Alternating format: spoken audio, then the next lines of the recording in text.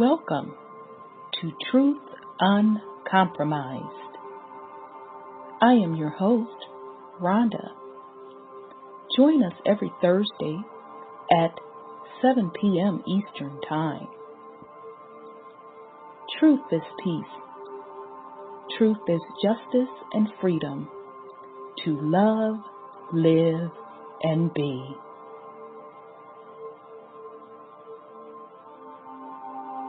Music provided by SourceVibrations.com.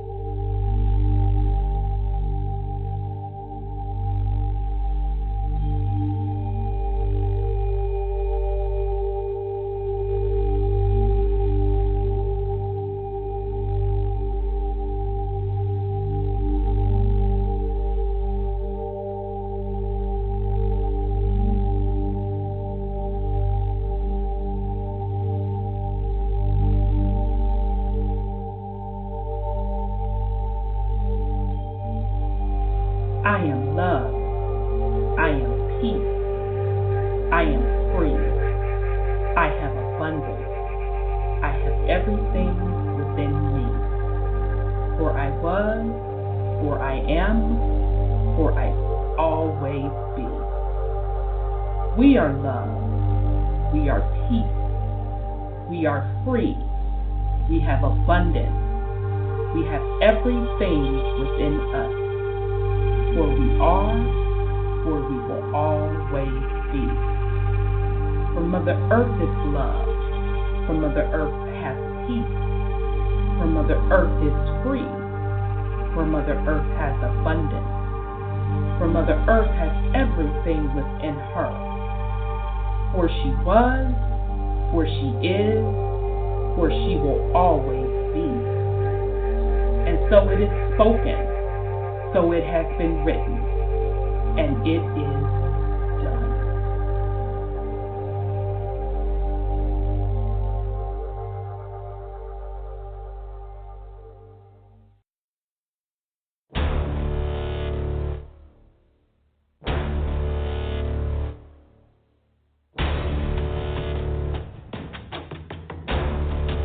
You have entered into a dimension of truth, where time does not exist and illusions are shattered.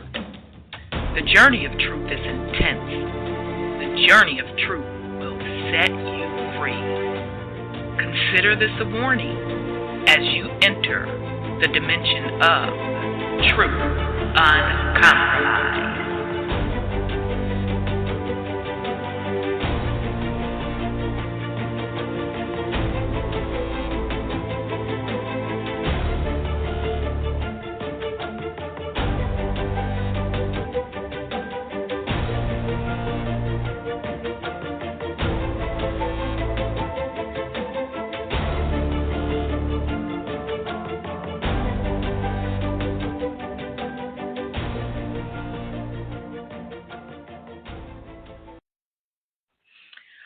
All right, family. Welcome to the Truth Uncompromised show. I am your host, Rhonda, and tonight is April 4th, 2019 on the Gregorian calendar. We have a great show planned for you tonight. I know we were gone for 2 weeks. Just been one of those things. The allergies and all the pollutants got a sister down for 2 weeks. I'm just really getting my voice back together. So I'm happy to be back. Tonight's show, we've been planning for quite a while. It's going to be about the giants, the lands of the giants. So Brother Sean found a wonderful piece of research, this book that was written and I don't even. When he comes on, we'll have to ask him how did he even run across this book, because as usual, it looks like one of the colleges, one of those, prestige, quote, prestige universities has this particular book, okay, which we're finding that a lot of the true information is, either with these universities or, private collectors. And we do know that the Vatican has a wealth of information. So just the first couple pages, when he sent me the book and I opened it and read the first couple pages, I said, oh, shit, yeah, we're going to have to incorporate this book for the Giant series. And, we've always discussed a lot of the stuff about who the Giants are, but some of the things that this book brings out just really, really put a new light on stuff, plus confirmed a lot of things. So I'm really, really excited about that, the series that we're going to start with the Land of the Giants tonight. And then we also have a lot of follow-up items. We have about 2 weeks worth of follow-up items. So with that said, hold on a second. I'm going to bring on my two co-hosts. Let me see. I see Sis, and then I'll bring on Brother Sean. Peace and love, Sis. How are you? Well, peace and love to you, sis. I'm doing good. And Brother Sean is not there, but Brother Sean into the family. Hello. That was a nice break. Oh, I loved it. Yeah. And plus, we really went in hard on that the last series that we did. I mean, we did 8 shows and put out a lot of powerful information. So, I guess my body was like, well, take these allergies and sit your ass down for 2 weeks to get yourself together. So, well, they right. They say that the pollen is unusually high, even over here in California. So, wow. So far, so good for me. I'm doing good. Well, good deal. Yeah, I just talked to someone who never had allergy problems, and they would always tease me. And, people that don't have allergies, they always want to come up with this, oh, well, if you do this, if you take that, if you do this, if you take that. Like, look, I'm pretty good about, eating clean and cleansing my system. It just is what it is. And with them polluting the skies, plus Mother Earth changing, it's just a lot going on. And that's not even, including on top of the shifting of the poles. And we're going to talk about that tonight because they're putting out articles talking about that as well. So our bodies are going through changes. That's just the bottom line. And, we just have to listen to our bodies, respect it, and keep it moving. So, but let me bring on Brother Sean. Good to hear your voice, sis. Thank you. Good to hear you. Peace and love, brother. How are you? Wholeness and power, sis. I'm well. Hey, brother. How y'all doing? Doing well. Good to hear your voice. Likewise. Yeah. Okay. So, and family, excuse me if I cough every now and then. I'll try to go on mute because it's not all the way gone. But, all right. So, before I get started, because I had a lot of follow-up items, and I know we've been gone for 2 weeks. Sis, do you have any follow-up items or any go ahead on with the fuckery you want to share with the family? Well, we have that big Hussle murder, assassination. Assassination. And I'll say that word again, assassination. I think it's just really sad that folks are so threatened by us awakening that they would do that. But I can understand it because they don't want us to get off our knees and stand up like we used to stand up, like giants and people of power. And they're doing things to stop anybody they think so-called Messiah is here. Now, that's my take on that. I think it's just really sad that they're threatened by us rising, because they were the slaves. We know they were the slaves. And whoever is behind this, the Smollett guys, I told you that stuff was all set up. R. Kelly and all that kind of stuff. There's big swingers and hitters behind this stuff. And people shouldn't be fooled by the headline, because the headline is a fraction of what's really happening. What's really going on, absolutely. Really going on. And so our people should stop emoting and start thinking. Start thinking and start understanding. They're trying to keep you asleep. And everybody who stands up to wake you up, they're going to do something with them. So that's all that is. It's all it is. And that's all I have to say about it. It's just really disgusting what's happening to us at this moment in time. Yeah, it's interesting. I have two takes on it, and I know, Brother Sean, you put out a powerful post, and I just love the way you said, and what are you going to do about it?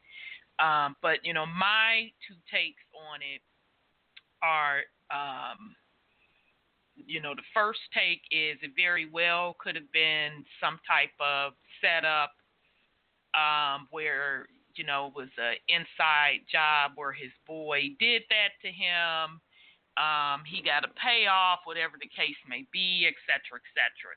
That's nothing new to the melanated community, okay? We already know that that most of the leaders that were taken out, it was always an inside job with some type of alphabet boy connection.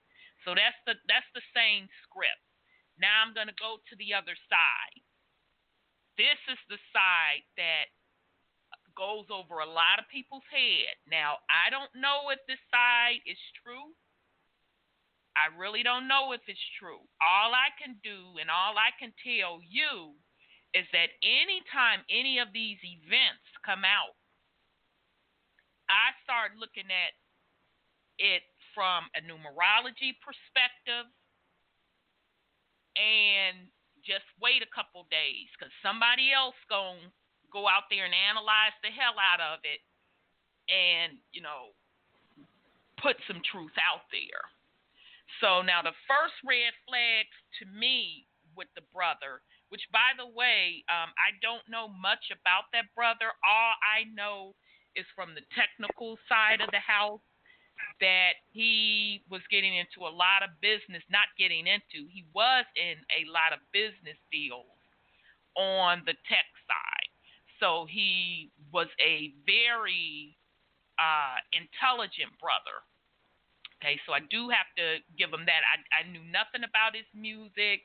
The only reason I heard about the brother is because he was doing a joint venture partnership with someone that created an app for cryptocurrency. Okay, so that's the only reason I knew who he was, and I had to look him up because they said, famous rapper. So that's the only reason I know who the brother is, and then I started reading up on him and saw all of the different business ventures he was in. I'm like, okay, pretty intelligent brother. Okay. So, with that said, when the news first broke about him being murdered, as soon as they said he died at 33, I said, oh, hold up. Red flag. 33, all right. High Masonic number. I'm going to sit back. There's more. It's got to be more to this. Okay. Right. So, of course, what people do, they break down his particular stage name. It adds up to a certain code. All adding up to Masonic code. Mm-hmm. So, now again, I don't know whether or not the brother has truly transitioned, and if so, you know, condolences out to the family, and certainly it's a sad event, but if that's not the case and it is a staged event, that's still the same old thing. Okay, it's the same old people. Either way that scenario goes, it's the same people, and it's for the same purpose of keeping you focused on what the hell is really going on. And I know you hate to hear us say this shit every week, but it's true. Because they keep doing back-to-back psyops. You had the Smollett shit, and I already knew. Me and another sister, we knew off the bat that he gonna get off. He ain't gonna do no time just because of his connections and who he is. Okay? It's literally been one flag event after another involving melanated men. Back-to-back. R. Kelly, Michael Jackson, Smollett. Now you have this young gentleman. None of this is a coincidence, people. And not only are they putting on these particular events, but they're keeping the populace engaged and entertainers. Because the populace still does not enter and understand that that's what they are. They are entertainers. They are putting on a stage show for you. That is not their real persona, people.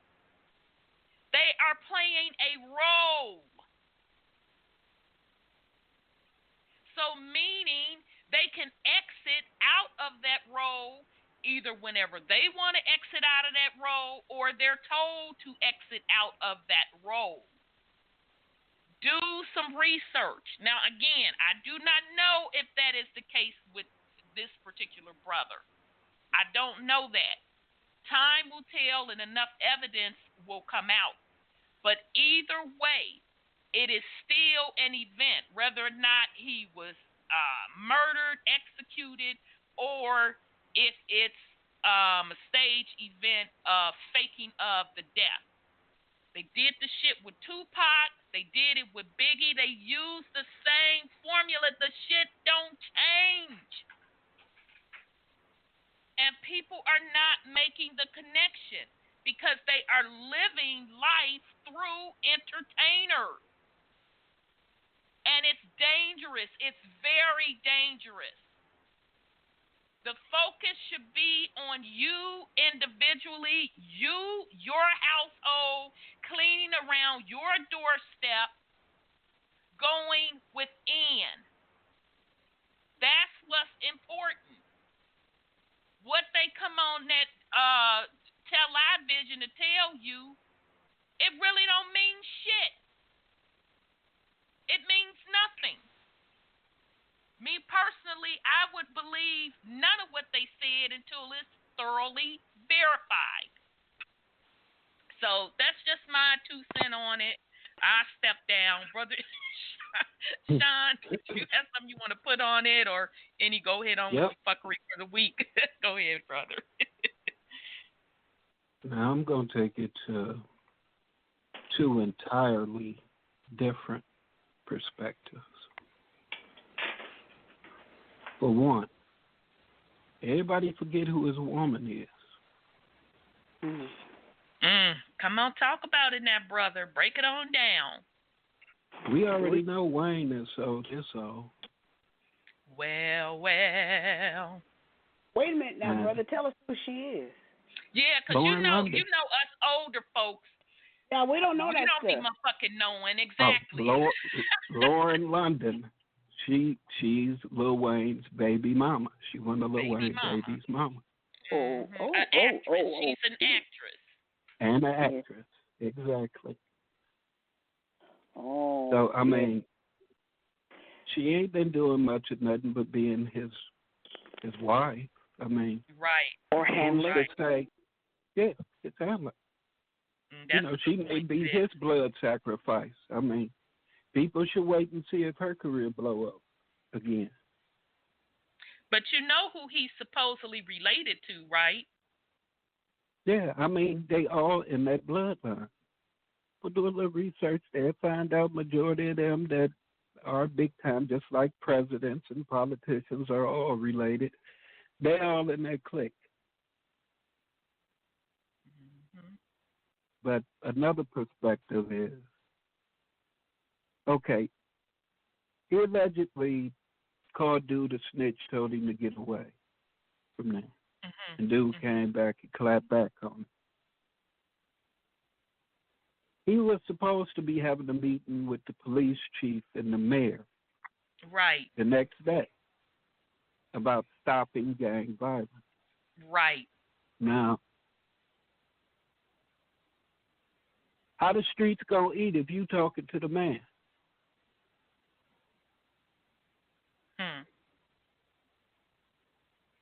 I mean, if dude all this that they say he is, right, gang member, this, that, or the other, all this, that, or the other, high-ranking member, somebody had to get permission for that hit. That I agree. If it was a hit, 1,000% it was a hit. agree. Yeah, I mean, as far as for what they're showing to us. Right. Because right, I mean, right, you're right. Dude, that would have to be sanctioned by somebody. Right. And dude, after he shot whoever it was he shot the first time, he got to running and ducking. He just knew that he was gonna die. Then he look around like, damn, ain't nobody gonna do nothing for real. He pop him again, then run again. Like, oh, they really ain't gonna do shit. Then pop him again, kick him in the head. I mean, that's if it was him. You can't tell from that distance. It's right. What, 3-4 other stores over there, and ain't no cameras at neither one of them stores with that footage at. Right. Which I find hard to believe. He was a smart man and into technology, so, but, hey, whatever. No, but what I'm saying is, all this crying in comparison to Jesus Christ and this, that, and the other, and if y'all eating off this man, and this man meant so much to everybody, how that happen?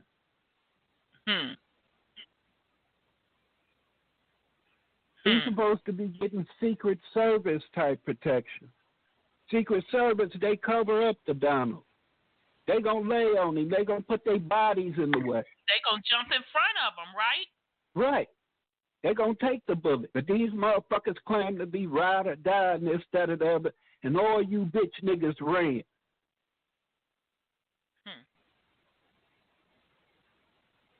I would never want to be the leader of a community or this, that, or the other, or the leader of our people.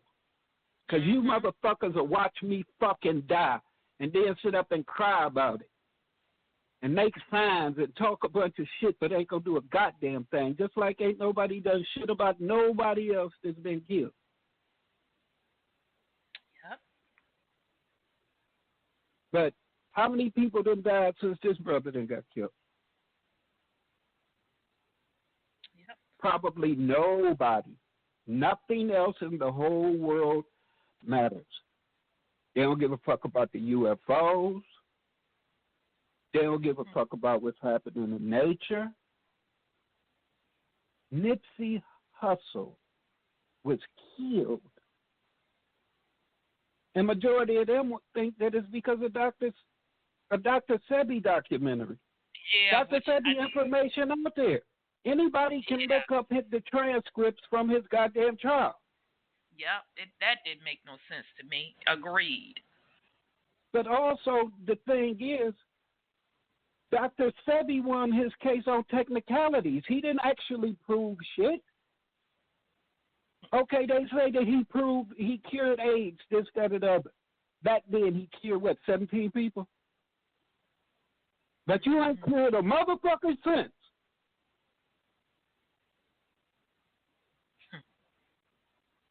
It's cures for every fucking thing. They got patents for it. Right. It's like they got patents for the diseases. So if people thinking they killed that brother overproducing a Dr. Sebi documentary, Dr. Sebi was still running around for years talking about his shit his damn self. Mhm. Yep. Selling products, remedies. Right. Exactly. And people were suing him about the remedies, talking about the shit wasn't working, wanting their money back, this, that, and why he was alive. Yep. But, I mean, I'm not coming down on nobody, but it's just so much bullshit going around. And like you said, people are wanting to be led by entertainers. Mhm. Motherfuckers who put on the act, who put on the persona. Exactly. Who get into character. Yeah. And then y'all ain't paying attention to what's going on with these cannibalistic pedophile motherfuckers. And still worshiping these bitches. Mhm. His life ain't more important than anybody else's. I mean, if y'all was eating off of him or one thing, then damn, I mean, what's that telling you? You got to do something else. Right. I mean, they talk about all this positive stuff that he was doing, his messages. Who gonna pick up the torch? Mm-hmm. Did y'all learn anything from him? Other than to look at the fact that he feeding motherfuckers and giving people jobs, what did you learn to do? Exactly. Other than accept his money. Exactly. Which one of his businesses can you run? Exactly.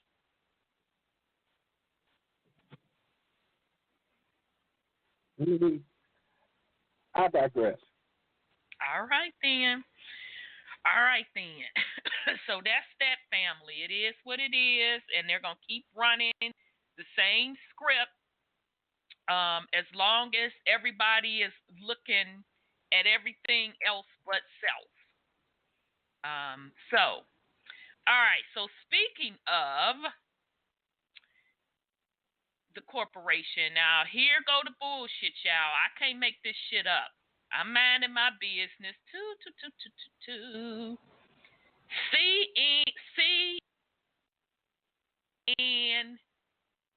CNN. I can't spell that. But they came up with an article yesterday. Woman identifies as last survivor of U.S. African slave trade. So then they go. This came out Wednesday. So they go. A woman abducted from Africa as a child has been identified as the last known survivor of the slave ship that took kidnapped West Africans, to the United States. Hannah Durkin, a lecturer at Newcastle University in the UK, was carrying out other research when she came across multiple sources that mentioned a woman called Radoshi, the university said in a press release rather. Durkin pieced together Radoshi's life story through a number of archival sources, starting with her kidnapping in what is now Benin at the age of 12 and her passage to Mobile, Alabama on the board the Clotilda. So I'm going to spell that because I haven't had a chance to research what these bitches is claiming. Here's the name of the ship.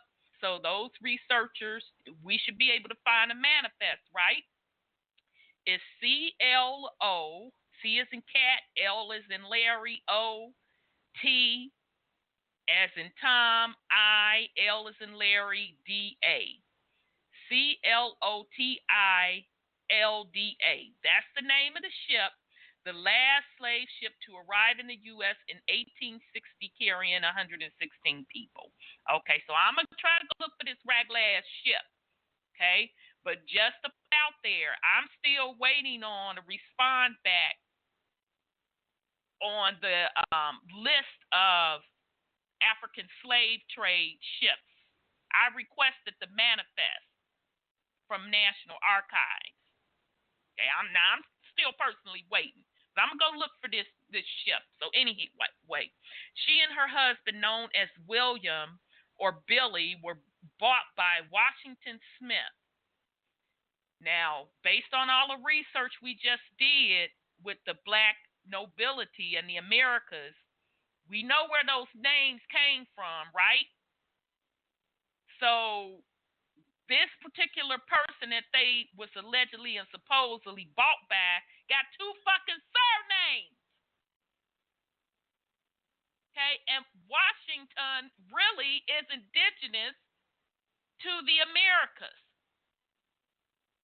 Okay, so Smith, matter of fact, now they gonna make me go dig up my goddamn book to find out when the Smiths, the melanated Smiths, came over to the Americas. Okay, but anyhow, she and her husband, known as William or Billy, were bought by Washington Smith, a founder of the Bank of Selma and owner of the Bogie Chitto plantation in Alabama. Okay, so to me, Chitto is very close to Chata.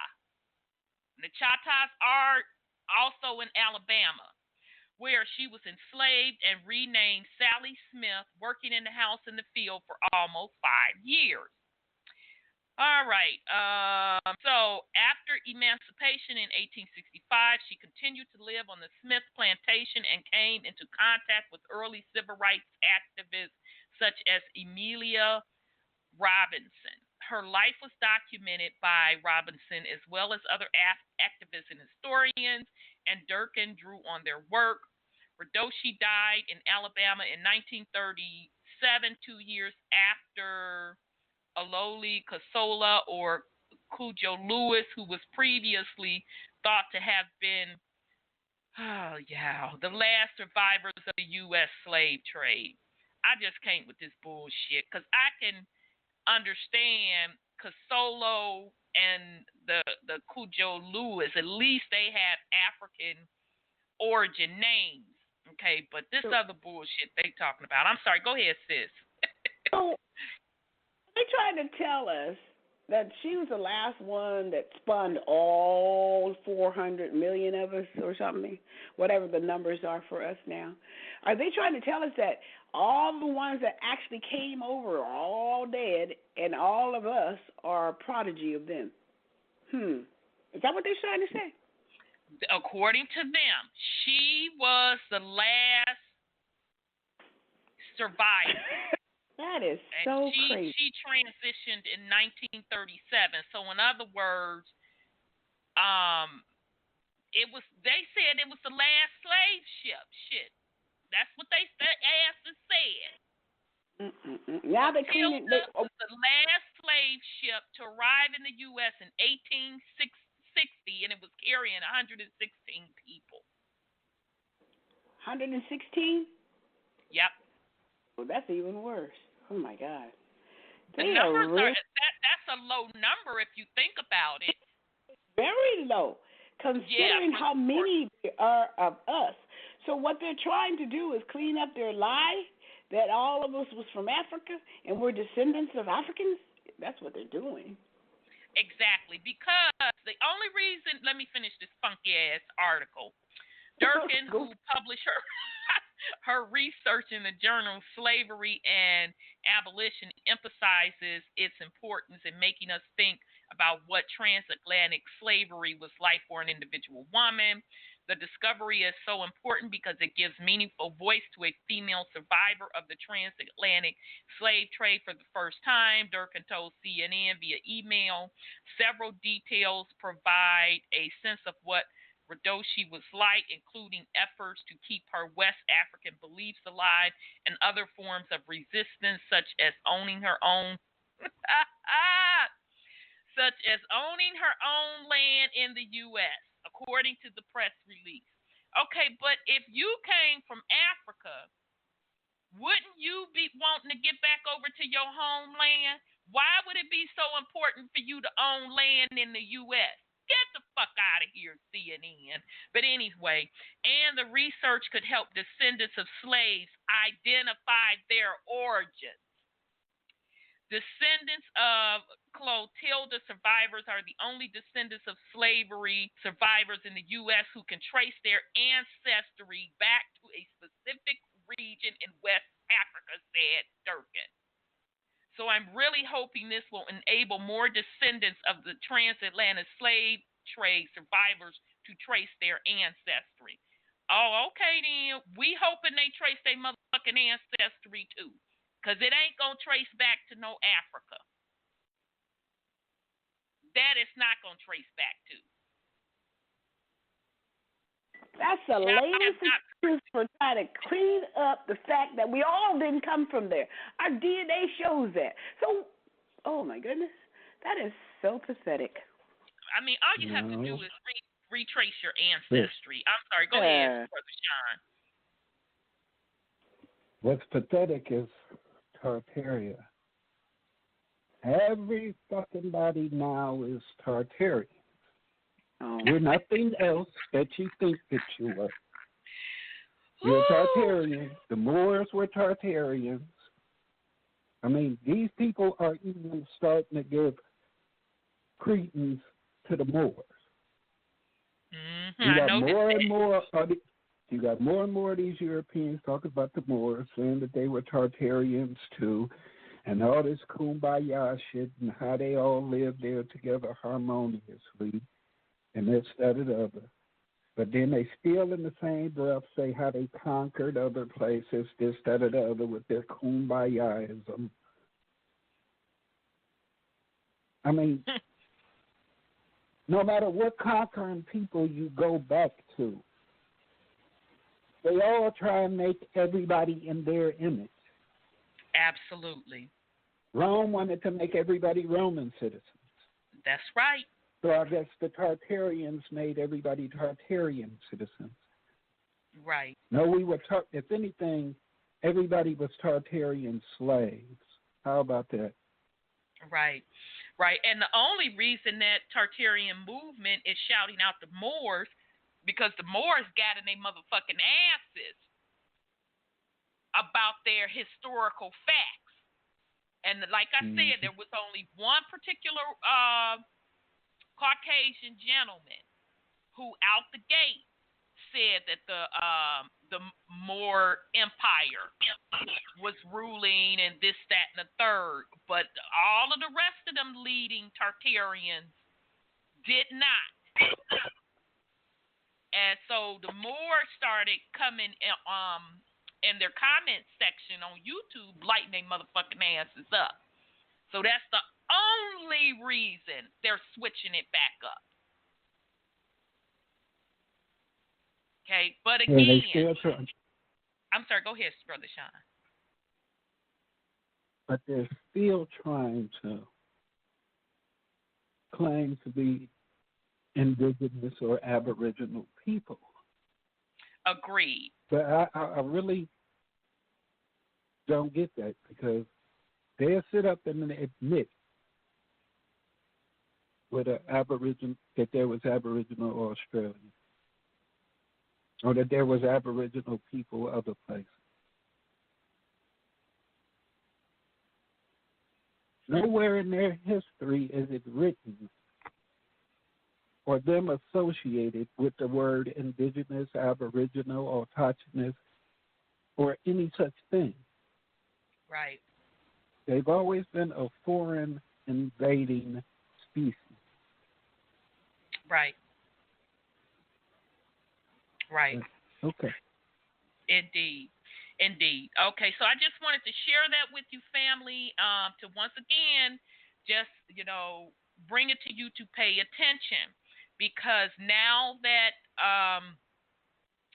it's being brought to the forefront they're talking about this census, and then you have the indigenous autochthonous ones of the Americas, researching their heritage, and they know because they can track that with us researching our things on the internet or going to these different places, pulling records.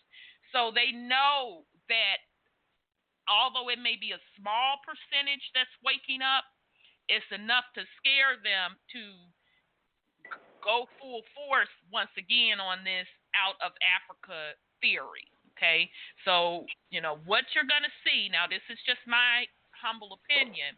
They're going to start pushing the African slavery reparation narrative very heavily. Okay, they're already rumbling and talking about it.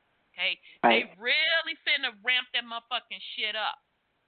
So again, get ready, be prepared. You use your own discernment. Again, if you feel your family from Africa, you do you, boo-boo. Go on and claim whatever you want to claim. I'm not here to try to tell you your so-and-so business. But what I can tell you is you tread that lightly. Because soon as you take that little package deal, now this, again, all in my humble opinion, you have erased your heritage from the land. And who knows if they're going to be trying to get you out off of the land. So that's just a word of caution. That's just my opinion. But I truly see an agenda with this pushing the transatlantic slave narrative, talking about reparations, making deals with these African nations to give us dual citizenship, all of that. So because a lot of people aren't biting, they're going to ramp up the reparations. And it would not surprise me if they even throw in plot of land or whatever over in Africa. Again, that's your business. Colonial land. Do it, exactly, colonial land. Because you're still going to pay taxes on that shit. But if that's what you want to do, fine. But just please note, if you that gives up any heritage of your bloodline on the America's land. Okay? So that's why I wanted to share it with you. That would be another Liberia, right? And also, we haven't gone over the Tartarians yet.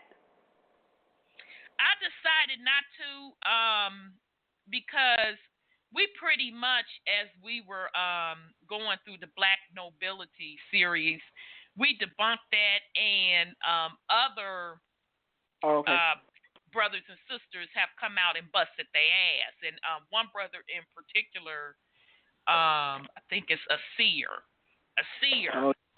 Now, I don't agree with everything he says, but that doesn't matter. He busted their ass on the Tartarian thing. So I don't need to cover that. They're full of shit. We know where they got the information. They basically, all the flags, all that shit they show on the Tartarian, those are black nobility crests that they're showing. So they can get the fuck on with that. I don't have to waste my time nor doing a show on the bullshit. We really busted them out in Black Nobility, a seer, put a nail in the coffin, going down the line of the lineage on their asses so they can go have several seats on that Tartarian shit. And even the crest that they are claiming is Tartarian is the really, really old symbol, and it has a much deeper meaning than what they think. Now, only thing I agree with the whole Tartarian thing on is that as far as the giants existing and the star fort structures and the technology, meaning free energy and all of that, that I give them their kudos on. But the rest of that Tartarian thing, no, they stretched a lot of stuff on who's whom. So yeah, that's why I'm not gonna spend any time on it during the show. But incidentally, though, sis, the book that we're reading, this takes place in Tartaria land, allegedly. In their territory. It's dealing with Syria. And Syria is very significant right now. Exactly. And that's the reason, too, because when Brother Sean sent me the book, all I had to do was read, like, the first couple of pages. I said, oh, shit, yeah, this is it. So, yes, he is absolutely right. So we don't need to go over their bullshit and debunk it, because from what we did in Black Ability and what we're going to go over in this series will clear all of that up. Okay, so I just have one more things. I'm going to make it real quick. Just to let you know, also pay attention. They're talking a lot now about different planets that they are finding. So, an article was out of Express. I think this is a UK. Yeah, this is a UK publication. I don't even know when it came out. It says Planet 9 shock. Astronomers explain effect mystery Planet 9 has on the entire solar system. The mysterious Planet 9's gravitational pull could have a bizarre effect on the entire solar system. If proved to exist. An astronomer has spectacularly claimed Planet 9 is theoretically, Planet 9 is a theoretical large body on the fringes of the solar system past Pluto, the Kepler belt, and beyond the gaze of Earth's telescope. Although Planet 9 is yet to be directly observed, evidence of it exists is mounting. Astronomer Michael Brown of the University of Southern California believes a mysterious planet is 20 times farther away than Neptune, but is similar size to the frozen planet. The astronomer is also certain scientists will soon hone in on Planet 9's location, and when they do, the planet's gravitational effect on the rest of the system will be revealed. Let me see. Speaking to Linda Moulton Howe on Coast to Coast AM radio, the expert said, in the inner part of the solar system, inner being the parts we know, Planet 9 has no effect whatsoever on the inner planets, and you can figure out why.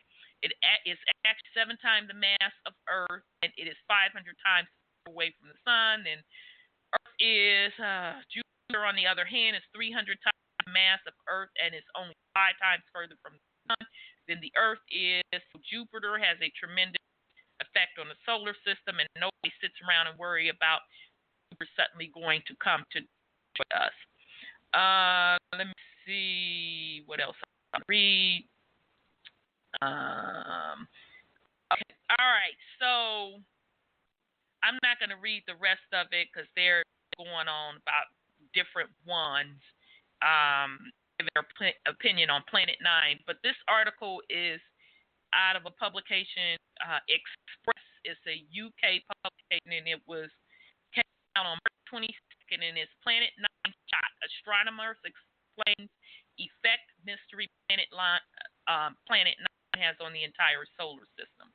So I will have to go back and pull the particular YouTube video where this particular man talked about how Never a Straight Answer, a.k.a. NASA, has been known about the additional solar system that was coming in our particular solar system, okay? And it has its own sets of planets.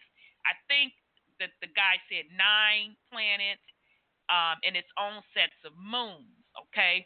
Now, in those particular sets of planets, you have one planet known as the Destroyer, or what they call Nibiru. That's the red one people seeing up in the sky. Then you have a blue one and a host of other ones. Okay, so now here's the thing. They're going to keep coming out with these articles talking about these different planets that they done found and it's closer than what they think.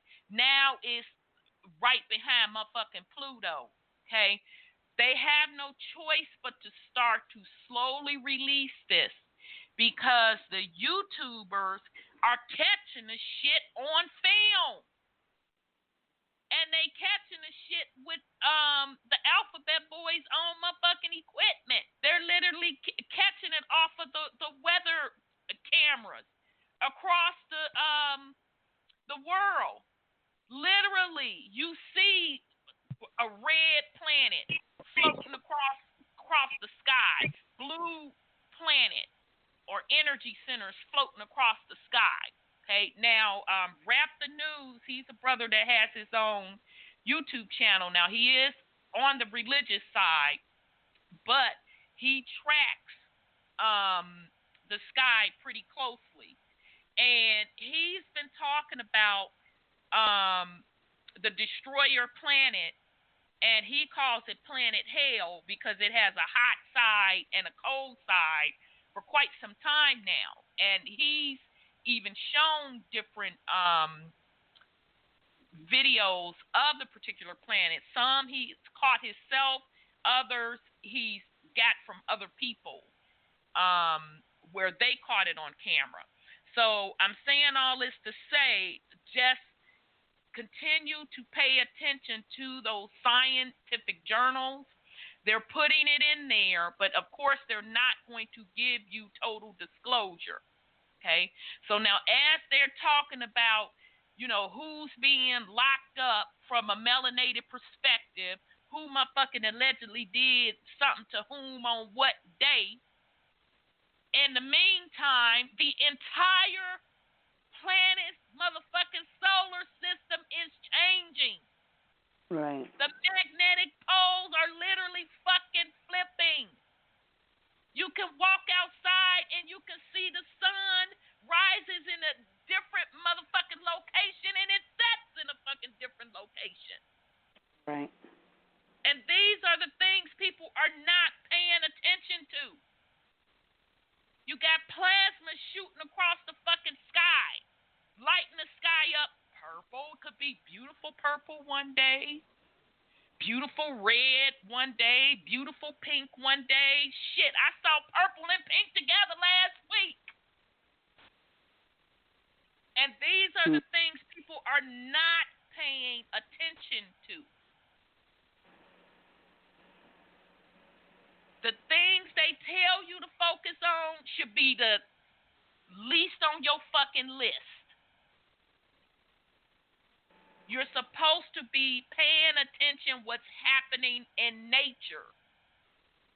Nature will tell you everything that's going on. Nature will tell you the truth. You cannot rely on anyone or anything, and damn sure not no government, to tell you what's going on. Or news. Okay.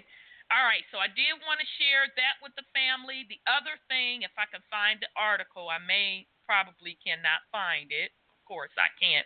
But there was like 2, maybe even 3 articles that came out last week talking about humans can feel Earth's magnetism.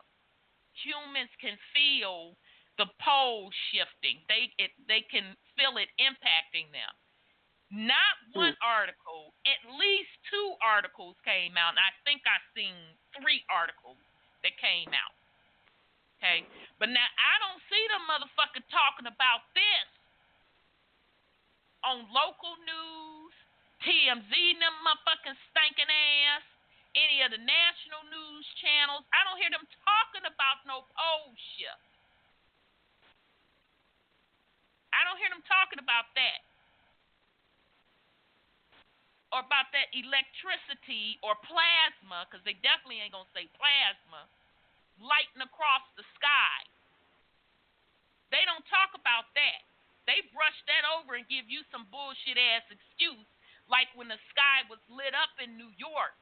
Oh, that's a transformer. But they could run in the ground to death on these other supposed events. And they using entertainers to do it. So that's all I wanted to bring to the family's attention. Just pay attention. Those other things, they're not what you think they are. There are much bigger things going on in the background. And this is bigger than a motherfucking reset. We are talking life-changing, altering events that are going on. Planetary events that are literally going on, and most of the populace is not paying attention to that. So, all right, so I'll yield. You know, I'm going to say one thing. And I'll let you. Mm-hmm. No, you good. When we had that big storm that came through California, it was a tornado that was due to land, strike, but it didn't, and hail and all that kind of stuff. Do you know there was a break in the clouds, and I was driving, I guess, to Zumba or something, and I saw the sun sitting in the north. The sun was actually going down in the north. And I don't know if they're bringing in these clouds to make these storms so that it will block out us seeing that sunset. Could be, sis. But I saw the sun setting in the north. I took a picture of it somewhere in my camera, but I said, would you look at that? And I looked over to the west, and there was no sun over there. It was I was facing north going in my car. And I said, wow, look at that. And every morning, they are chemtrailing the sun here like they retarded. I let my dog out, and they just out there. They're chemtrailing with the planes and covering up the sun.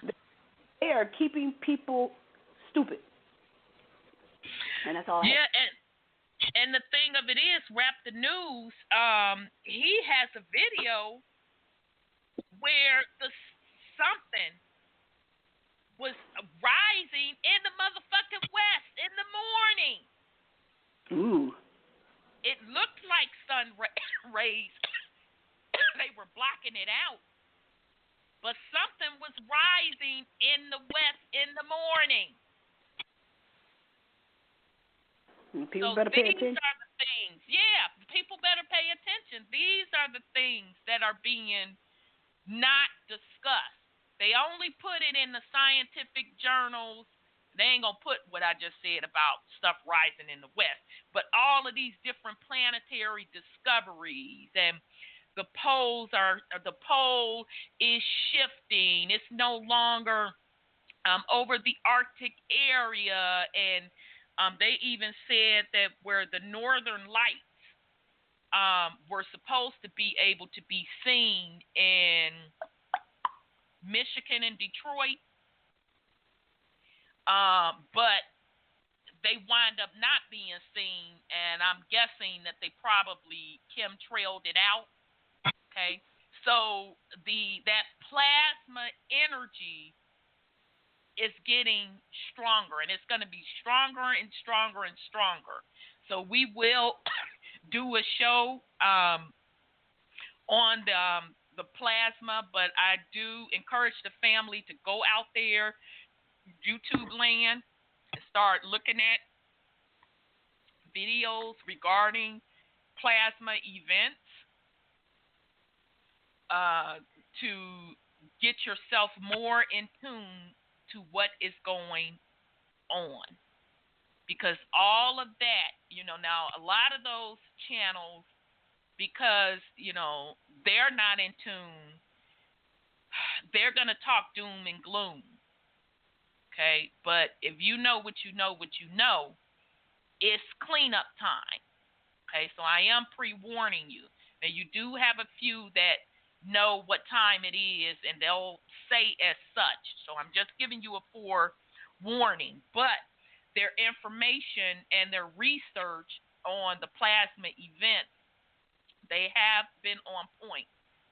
So I do want to encourage the family to, go on YouTube and start looking at those videos and doing the research, because before they started talking about that, it just really ramped up this year. We told y'all last year, I didn't get that shit off no motherfucking YouTube about the plasma. That stuff just started coming out. You may have had one or two people that were doing it 2 years ago. I didn't know about it, but I told you all where the plasma was coming from and what it meant and what's going to happen. But I had no idea that other folks had started really doing the research and putting together those dots. Okay? All righty. So we're done with the updates. Now we're going to get into the nitty-gritty. So, Brother Sean, before I bring up this book, where did you find this book? How did you on one of Brother Caravan's videos, he had mentioned it. Okay. So I went and looked at it myself and found it was very interesting. Very, very interesting. So the book is called The Giant Cities of Bashan. And, excuse me, it's in PDF form. I don't even think you can buy this book. I didn't see where you could buy it. They could download it. Yeah, but you can download it because it came out of one of the universities. Did you say Bashan? Yeah. Bashan. Oh, yes, sis. So get ready, because you know I have the Bible. You know what I you know the Bible, so you finna be like, oh my. Yeah, when you God. said that, I said, Yeah. This shows shit right here. You guys gave me a heads up. So this is gonna be on the biblical side, but it ties directly into what they claiming is Tartarian, that bullshit. But the second piece is the whole Anunnaki stuff, the Nephilim, the bloodlines. And again, family, I'm only just a couple of pages in, about 10-something pages in, and I'm like, oh, hell to the no. So again, this book is The Giant Cities of Bashan, Bashn. You can download it. Google digitized this little book. So let me get there. You know, the AI technology. They named him, this technology of a giant. That's AI. He was the king. I mentioned that before. Yeah, but you know, what do we know? What do we know when we talk about these different bloodlines and tying back to these deities and entities? They just made themselves gods. That's all. They made themselves gods for people to worship them and all that bullshit. But we getting ready to chop it up. So let me get here. Sorry, y'all. I have to scroll down and get to the page. It's literally a photocopy of the book. And the book came out of one of the universities. And I'm so glad whoever painstakingly photocopied this. I want to, as Grandma and them used to say, ta-ta them. That means thanks. Thank them. Ta-ta. And I'm sure that is an indigenous autochthonous word, ta-ta. But anyhow, I want to thank them. So it opens. I got to blow this up, y'all. To the Right Honorable Lord Deferent and Clang Boy. Damn, I forgot what year this was. Let me see if the Google tell me what year, or if Dude tells me what year it is. Because I always want us to be cautious or mindful of what time periods we're speaking of, so we'll know what was really going on during that time. Okay, so this did come out of it said, Harvard. Yep, Harvard. Okay, yep, I knew it was looks one like of it them. say January 1865. Yes. Okay, I knew it was then. Okay, so now just to recap, let's be clear when we talk about that 1865. Sorry. Okay, so remember in 1865, they give the story that slavery was ended for quote, quote, black people or African slaves. Well, we know that that had nothing to do with it because most were not brought over here on ships. They were already indigenous to the land. And on top of that, the ones that were issuing the charters and who built or established the original 13 colonies were the black nobility or the melanated European kings. Okay? So that's who was in power. Okay? Those melanated or black nobility kings did not lose power, and to be honest, they still really hold the power behind the scenes, but they're just not the public face. But they didn't start putting the Caucasian face on those thrones until a much later date. We even in that Black Nobility series told you exactly when that Windsor name came into play and told you who authorized the Windsor name to come into play. It was the black king or the melanated king, Charles. Okay? All right. So just want to put that out there. So we don't think that, white people had the power and, therefore they could know. This melanated people was holding the power back then. All right. So this is Lord Dufferin and Clan Boy. My Lord, I dedicate this little volume to you in grateful acknowledgement of that personal friendship with which you have honored me, and as a humble testimony from one who feels a deep interest in Syria's welfare, to those noble exertions which your lordship made to heal the divisions and promote the prosperity of that unhappy land. Okay, so now I'm going to pause just right quick. Brother Wendell, he already know where I'm finna motherfucking go with this. He already know. Because when he broke down that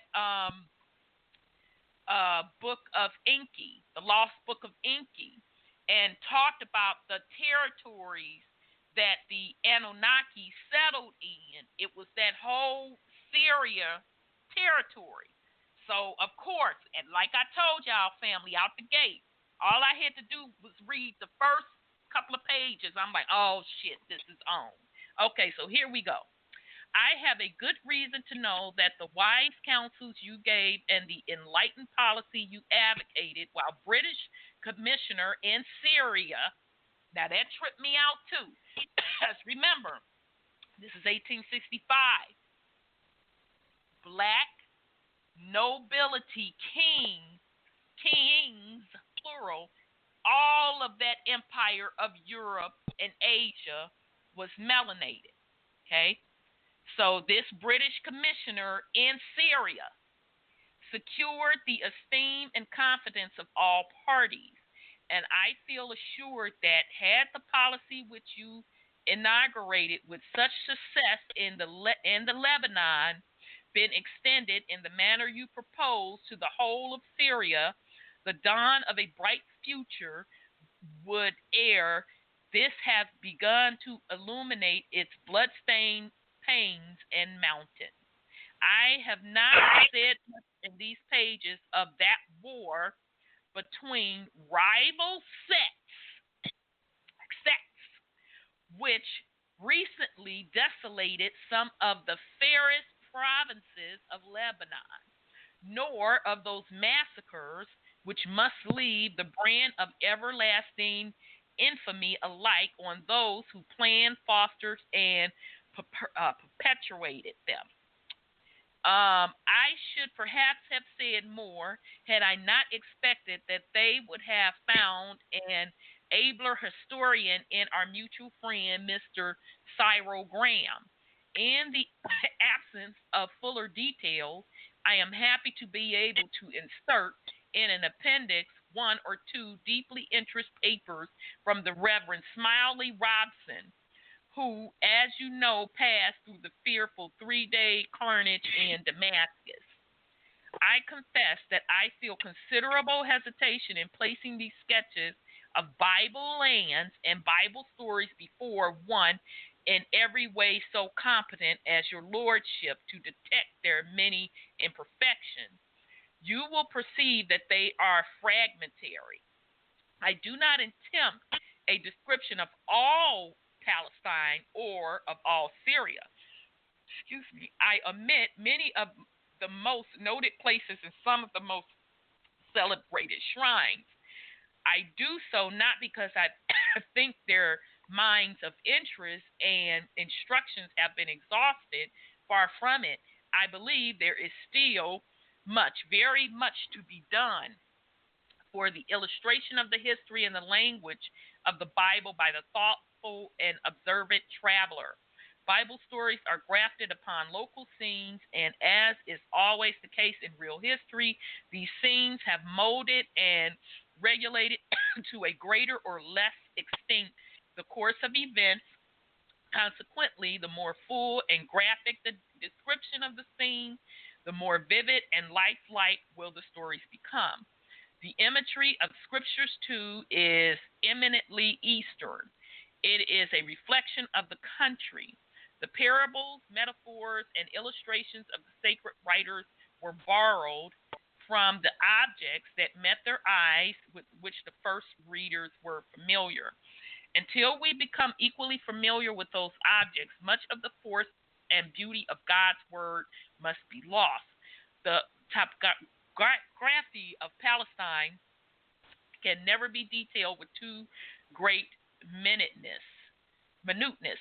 Its scenery and natural products can never be studied with too much care. Bible metaphors and parables take the vividness of their own sunny clime when viewed among the hills of Palestine, and the Bible history appears as if it acted anew when read upon its old stage. I have not avoided those more familiar localities then because previous writers have exhausted them, but simply because I have been anxious to lead my readers to other and less familiar scenes. I had opportunities during my long residence in the East of visiting regions, seldom some of them never before trodden by European travelers. As I could not undertake a survey of all the Bible lands over which I wandered, I have thought it best to confine myself in this volume to those which appear to furnish information in some measures fresh and new. I have passed by Bethlehem and Nazareth, Hebron and Jericho. Is that Tiberias? And Tiberias. Now, you know that's dude's name on Black Lightning, right? Yep. Yep. When I saw that, I'm like, that's the villain on Black Lightning's little name. Child, I can't make this stuff up. Okay, and what is that, Shem or Shizem? Shechem. Okay, Shechem, that I might linger in Philistine and Sharon, Lebanon, and what is that, Palermo, Hamath, and Palmyra. Palmyra, Hamath, and Bashan. Palmyra. Yep, Palmyra, Hamath, and Bashan. You will also observe, my Lord, that the book is not a simple diary of travel, nor is it a disquisition upon history or geography. I have, in most cases, attempted to group together in a popular way the incidents and results of 2, 3, and occasionally many visits to the same region, filling in the events of sacred history and showing the customs of primitive life as illustrated by what passed before me. My aim has been to give, as far as possible, a complete picture and to enable my readers to see the distant past more clearly through the medium of the present. During all my journeys, the Bible was my constant companion. I read its prophecies as well as its history. Amid the scenes to which they refer, I could not shut my eyes to the graphic details of the record, nor to the ruin and desolations of the land, and I could not resist the conclusions which a careful comparison forced upon me. I do not wish, my Lord, to make you in any way responsible for these conclusions or for the views I have ventured to express. Free thought and free inquiry conduct honesty, and in the case of the Bibles, virtually is the right of every man. This, while fully granting it to others, I claim for myself. I have in all cases attempted to exhibit 2 pictures, one of the country as seen by myself, another as sketched by the Hebrew prophets. My readers, if not satisfied with my conclusions, can draw their own. One thing, however, all Eastern travelers must admit: the perfect harmony between the Bible and the land in which it was written. I have heard your lordship bear noble and eloquent testimony to the fact. Even Mr. Renan, with all his prejudices, saw it and has expressed it in language of equal truth and beauty. All right, so he's speaking in French. I'm not going to try to sit up and read that. Whatever. Okay, these are remarkable words which the biblical student must fully appreciate. Permit me, in conclusion, to thank your lordship for this opportunity of paying my hearty, though humble, tribute to your high talents and distinguished services, and to subscribe myself. So this is, my Lord, your faithfully and respectfully, J.L. Porter. Okay, so this was, January 1865. That's when Blood wrote that. Okay, so here we go. I gotta keep scrolling down. All right, so the first chapter, y'all. Bashan and its giant cities. All right. Sorry, y'all. I gotta keep scrolling down. But you know why you scrolling? Did you know that he spoke of Syria, right? And Syria, Damascus, and the walls, and all that kind of stuff. Do you know that this fake Syria they got, this so-called war is on, at, for, whatever, it's not real. This stuff has already transpired. And that's why it's recorded as being transpired. So I'm just listening to what you're saying, because Syria is more than likely in South America or the east part, like Venezuela, and they're trying to go after Venezuela right now. Right, and remember, excuse me, family, I'm sorry. Remember, we talked about, we were doing the black nobility and the Americas. We talked about, because there was so much conquering of lands going on, that the different names could have came from the conquerors. So in other words, we were doing who brought who first? Was it Syria over here being brought over to Africa, or was it that group of people bringing it over here. So, yes, your point is well taken, sis. All right. So, Bashan and its giant cities. All Bashan until Salsha and Edrol, cities of the kingdom of Og and Bashan. For only Og, king of Bashan, remained of the remnants of the giants. Behold, his bedstead was a bedstead of iron. Is it not in Rabbit of Ammon? Okay, so notice that name, Ammon. Okay. All right, 9 cubits the length thereof, and 4 cubits the breadth of it, after the cubit of a man. And the rest of Gilead and all of Bashan, the kingdom of Og, gave I unto the half tribe of Manasseh. All the regions of Argob with all Bashan, which was called the lands of the giants.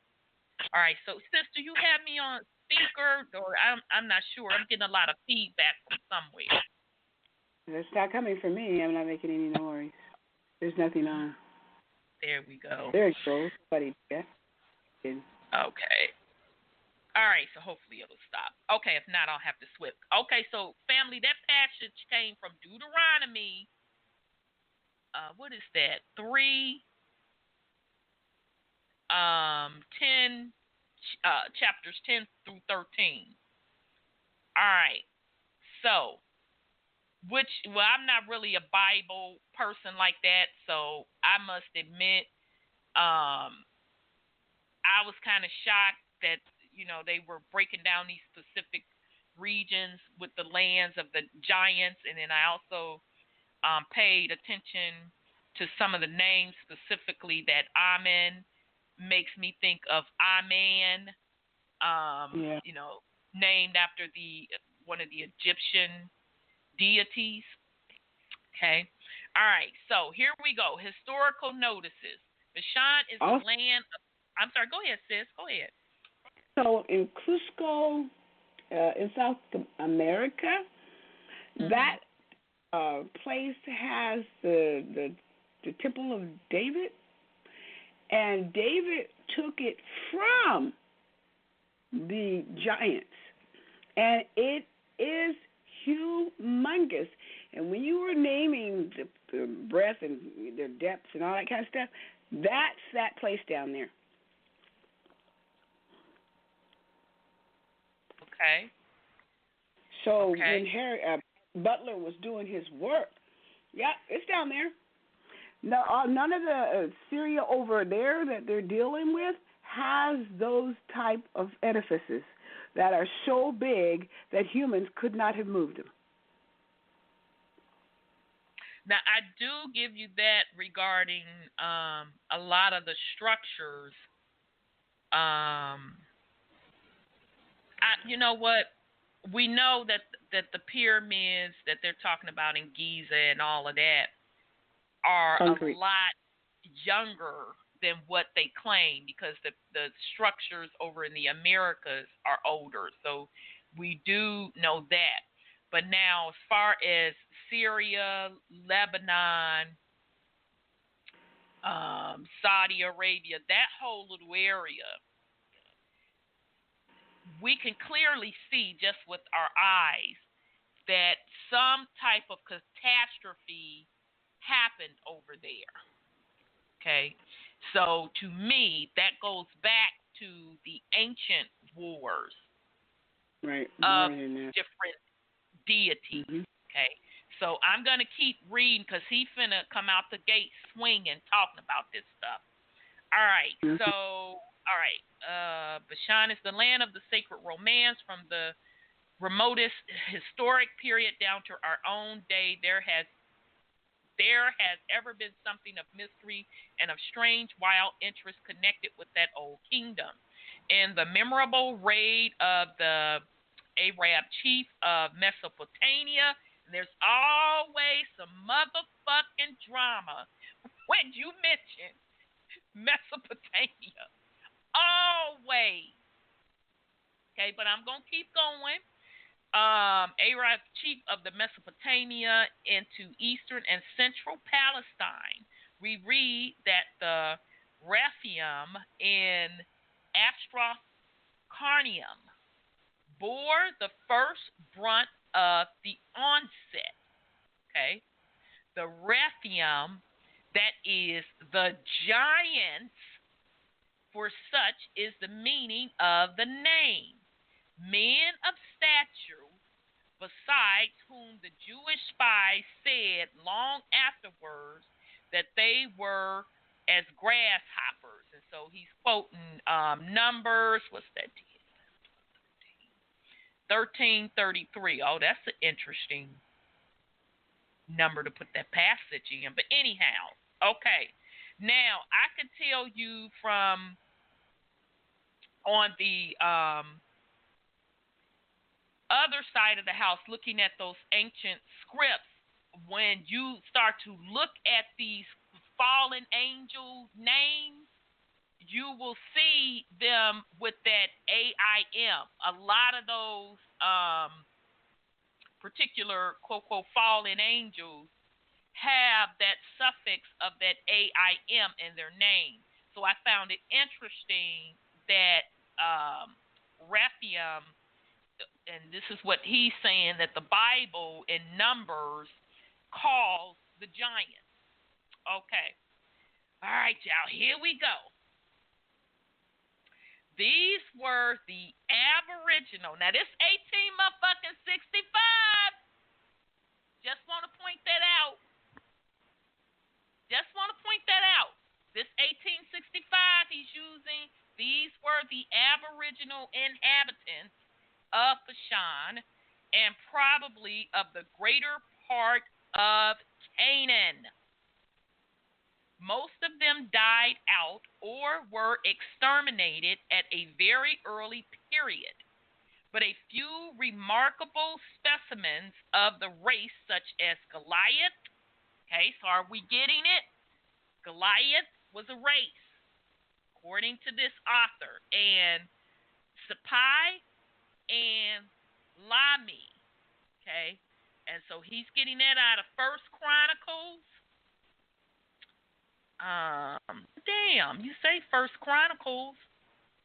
Isn't X represents First 10? Chronicles 20. Okay, I was gonna say, yeah, X represents 20, so 10. It's 2 X's, 10. so it's 20. 2 X's. First Chronicle 20.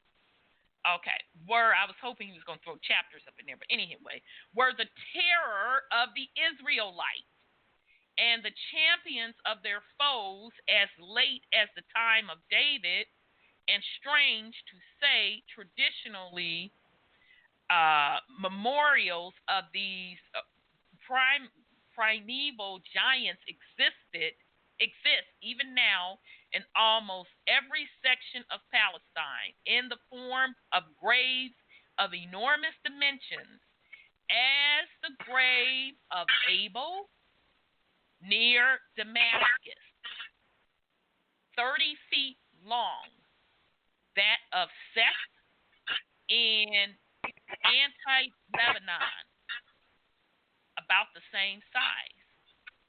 Now, this is the one that fucked me all the way up, although that should have. And that of Noah in Lebanon, which measures no less than 17 yards. The capital and stronghold of the Rephaim in Bashan was Ashtaroth Carnaeum, so called from the goddess there worshipped, the mysterious two-horn Astarte. We shall presently see, if my readers will accompany me in my proposed tour, that the cities built and occupied some 40 centuries ago by these old giants exist even yet. I have traversed their streets. I have opened their doors.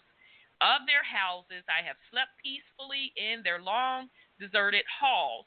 We shall see, too, that among the massive ruins of these wonderful cities lie sculpted image of Astarte, the crescent moon, which gave her the name Carneum upon her brow.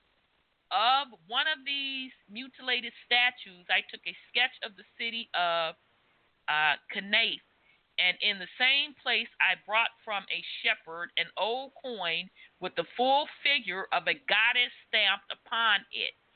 Okay, so sounds like they had goddess worship to me. Mm-hmm. Just saying. Just saying. Okay, so 400 years after the incursion of Chedorlaomer and his allies, another and a far more formidable enemy, emerging from the southern deserts, suddenly appeared on the borders of Bashan. Sihon, the warlike king of the Amorites, who reigned in Heshbon, had tried in vain to bar their progress. The rich plains and wooded hills and noble pasture lands of Bashan offered a tempting prospect to the shepherd tribes of Israel. They came not on a sudden raid like the nomadic Arabs of the desert. They aimed at a complete conquest and a permanent settlement. Okay, so now there we go with that shit again. We're going across lands, quote, quote, settling and conquesting. And who they said was? I don't want to lie on them, so I'm going to just go on back to that part again. Amorites. And the Moors claim to be Amorites. Yes, that's what it said. Yeah. And the Amorites. They claim to be from the land of Canaan. And the Amorites were killing off the Israelites. They were picking off the children and the women at the back of the line of the Israelites when they were leaving and walking through there. So they were tormenting them. You said they were tormenting the Israelites. You said that earlier. And that's what gave them the permission to get rid of them. Because they are always been you mean the giants? Yeah, they were killing the women and the children of the Israelites. But what I found interesting in this is how did the Israelites switch from worshiping goddesses to male deities? Just putting that out there. They don't have shit to do with this, but I just have to throw that in there. All right. Hey, sure. So, right here, what it said was the rich plains and wooded hills and noble pasture lands of Bashan offered a tempting prospect to the shepherd tribes of Israel. That's what I thought it said. That's not saying that the Israelis was fleeing and the giants was picking them off. They killed the giants. They came not on a sudden raid like the nomadic Arabs of the desert.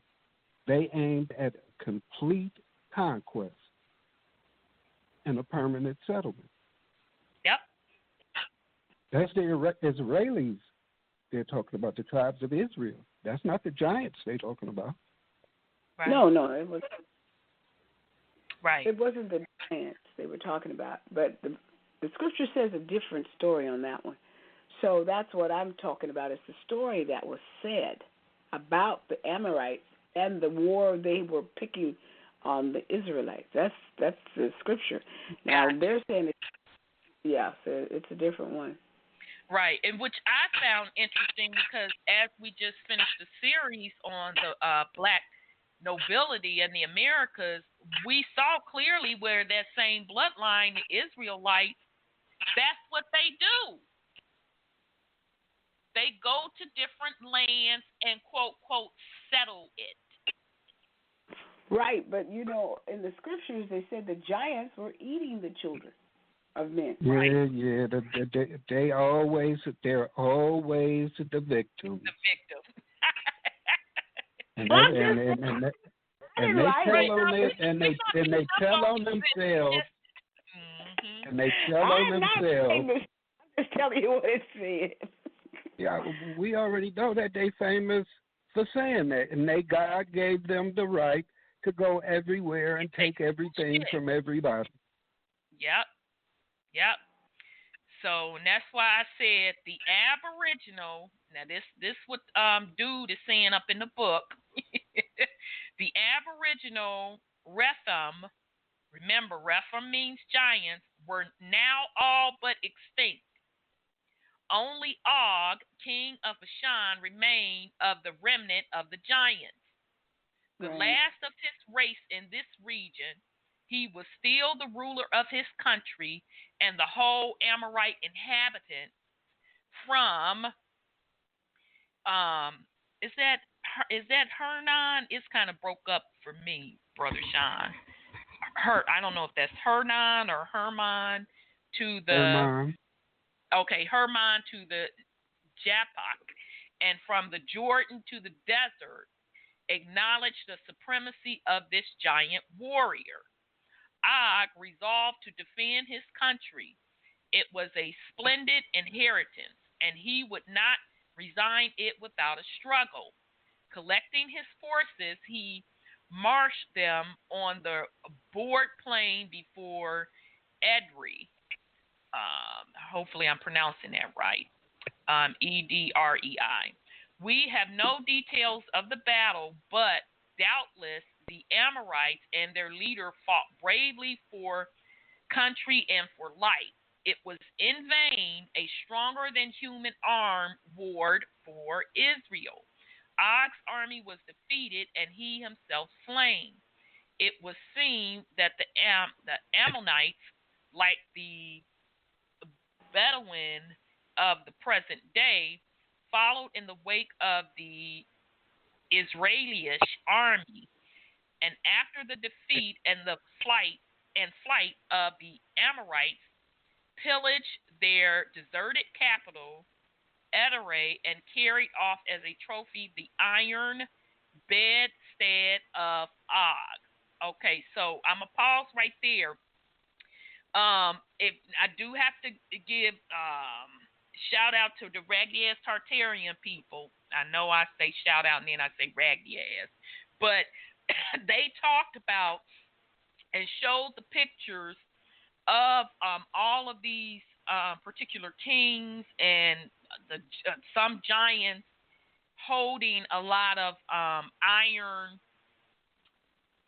look like iron and copper things in their hand, and they said that they were energy devices. Okay, we also saw that as we were doing our research for the black nobilities. All of those particular European kings held this iron staff ball, or they showed a lot of it's called the trident, right? Isn't it the fighting pitchfork, the trident? Yeah. Okay. Yeah. Okay. So the trident and all of that jazz. Okay. So that would not surprise me that as Og got taken down, that they went and got that iron thing. Okay, so let me see. No. It is not, says the Jewish historian in Rabbit of the Children of Ammon, 9 cubits the length thereof, and 4 cubits the breadth of it, after the cubit of a man. So again, he's quoting Deuteronomy. Is that 3:11? What does the I represent? Or do I have to count? That's Is that 6 that's or 3, 7? That's 1. Okay, that's 1. Okay, that's 3. Okay, so 3:11. Okay, so that's out of Deuteronomy 3:11. The conquest of Bashan began under the leadership of Moses in person, Now, Rhonda not making this up. I'm just telling you what dude is saying up in the book. All right? So the conquest of Bashan began under the leadership of Moses in person, was completed by Jair, one of the most distinguished chiefs of the tribe of Manasseh. In narrating his achievements, the sacred historians bring out another remarkable fact connected with this kingdom of Bashan. In Argob, one of its little provinces, Jair took no less than 60 great cities, fenced with high walls, gates, and bars, besides unwalled towns a great many. That's Deuteronomy 3, verses 4, 5, and 14. Such a statement seems all but incredible. It would not stand the arithmetic of Bishop Collinsole for a moment. Often when reading the passage, I used to think that some strange statistical mystery hung over it. For how could a province measuring not more than 30 miles by 20 support such a number of fortified cities, especially when the greater part of it was a wilderness of rock? But mysteriously, incredible as this seems on the spot, with my own eyes I have seen that it is literally true. The cities are there to this day. Some of them retain the ancient names recorded in the Bible. The boundaries of Argob are as clearly defined by the hand of nature as those of our own island home. These ancient cities of Bashan contain probably the very oldest specimens of domestic architecture now existing in the world. Okay, so I'm going to pause so we can just recap real clear because he's throwing a lot at us. All right, so just to be clear, now, Brother Sean, you back me up. Keep me honest here. Did he not say, and I'm scrolling back up, y'all, that Noah was big like a giant, or am I just reading that wrong? You said it. He said it was 70 yards. Okay, I thought that's what Bud said. Now, I'm not good with men measurements, but I thought that was big. Okay, so that means that they were considered giants back then. Okay, and did it not also say that Bashan had their own aboriginal people who were also giants? Yeah. Now, and did it not say that the Israelites in them came in and took their territory and wiped out pretty much all of the aboriginals of that land? Correct. Okay. I just want to make sure because I don't want to put no words up in the man's mouth. Well, Seer, on that video Seer did, he said the Moors killed the giant.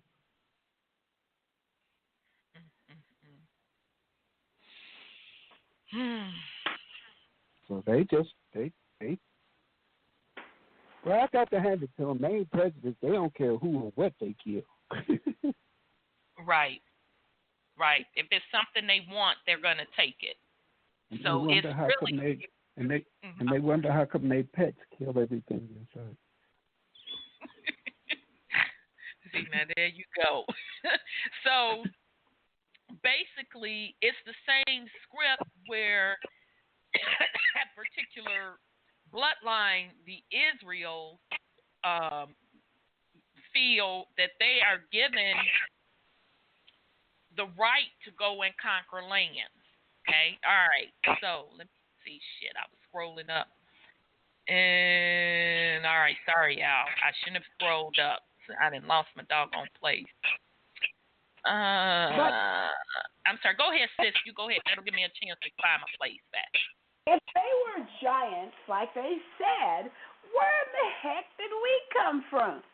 We're not part of the giants. So we have to say that there have to be several species on this plane. There you go. And the little man overcame the giants. And we have to look at the Olmecs. They're not little people. They're giants too. So, what's happened for real? Exactly. All right. Very good point, sis. So, though Bashan was conquered by the Israelites and allotted to the half-tribe of Manasseh, some of its native tribes were not exterminated, leaving the leaving the fertile. Now, I didn't know my mic was still on. I'm sorry. Oh, that's okay. That's okay. Leaving the fertile plains and rich pasture lands to the conquerors. These took refuge in the rocky recesses of Argob and amid the mountain fastness of Hermon. The Geshuites and who are these other people, Sean? Macakites. Joshua tells us dwell among the Israelites to this day. Okay, so Macakites. Yeah. Okay, so I don't know who the hell they are, but anyway. Okay, the former made their. Yeah, there is. I see the Ma'at. Yes, I see that. Okay, so they made their home among the rocks of Argob. So I guess that's coming out of Joshua, 10, 11, 12, 13, 13. David, in some of his strange wanderings, met with and married the daughter of Talmai, their chief, and she became the mother of, what's that, Absalom? Absalom. Okay, so there you go again. You see this reoccurring theme of the males marrying the women, okay, merging bloodlines, and some of it was for the purpose of kingdomhood, of land, etc., etc. Okay, so again, none of this shit is new. The wild acts of his life were doubtless, to some extent, the results of maternal training. They were at least characteristics of the stock from which she sprung. After murdering his brother Ammon, he fled to his uncle in Geshur and found a safe asylum there amid its natural fastness until his father's wrath was appeased. It is a remarkable fact, and it shows how little change 3,000 years have produced on this eastern land, that Bashan is still the refuge for all offenders. All hail to the Nom. Whatever. Okay, so if a man can only reach it, no matter what may have been his crimes or his failings, he is safe. The officers of government dare not follow him, and the avenger of blood even turns away in despair. Doing a short tour in Bashan, I met more than a dozen refugees who, like Absalom and Geshur, awaited in security some favorable turn of events. Bashan was regarded by the poet-prophet of Israel as an almost earthly paradise. The strength and grandeur of its oaks. So this is Ezekiel 10, 20, what's that, 5, 6, 7, 6. So 27, 6 is Ezekiel. The beauty of its mountain scenery. Okay, so they're quoting palms. The unrivaled luxuriance of its pastures. They're quoting Jericho 119. The fertility of its wide spreading plains and the excellence of its cattle. Okay, they're quoting Psalms again, and Mackay, all supplied the sacred penman with lofty imagery. Okay. The geographic divisions of Bashan, remnants of the oak forest still clothe the mountainsides. The soil of the plains and the pastures on the downs are rich as of yore, and though the periodic raids of Arab tribes have greatly thinned the flocks and the herds, as they have desolated the cities, yet such as remain, the rams and lambs and goats and bulls, may be appropriately described in the words of Ezekiel as all of them fatlings of Bashan. Okay, lying on an exposed frontier bordering on the restless and powerful kingdom of Damascus, and in the route of the warlike monarchs of Navi, I think that's it, Navi, and Babylon, Bashan often experienced the horrors of war, and the desolating tide of conquest often rolled past and over it.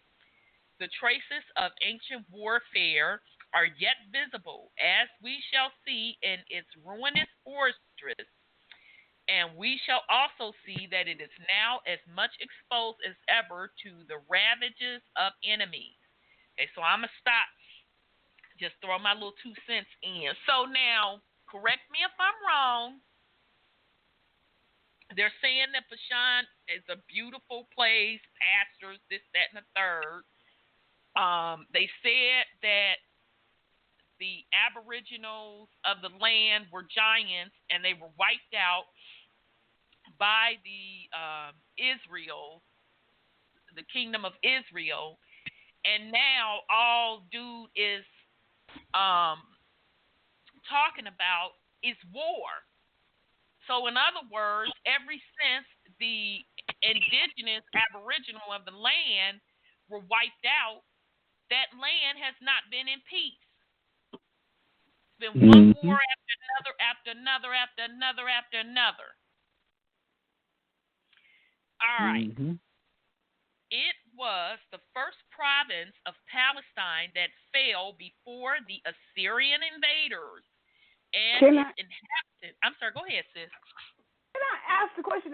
You know, I was familiar with the Moors almost intimately. When did they say they were Hebrews and was the ones who conquered anybody? As far as the Hebrews are concerned, as far as David and those guys conquering Bashan. I don't remember them saying that they were Hebrews. They say they're Canaanites, and the Canaanites and the Israelites are arch enemies. So I just want to throw that in there a little bit. Hebrew, Israelite Moors, you got Christian Moors. Moors are everything. There's nothing that's not associated with the Moor. Asiatic black man, everything is Moor. I don't understand that one, but I know that they, in their 101s, they say the Canaanites. And Hagar is their leader, and, you know, and so on and so forth. Who do them be hollering Hebrew Israelite Moor? Who? Who? I'm sorry? Who doing that?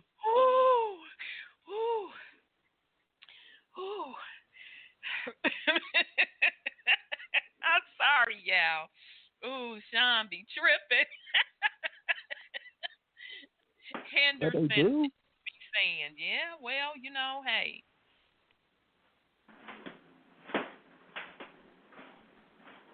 So, but I hear what you're saying, sis, but we just, you know, and I'm not saying that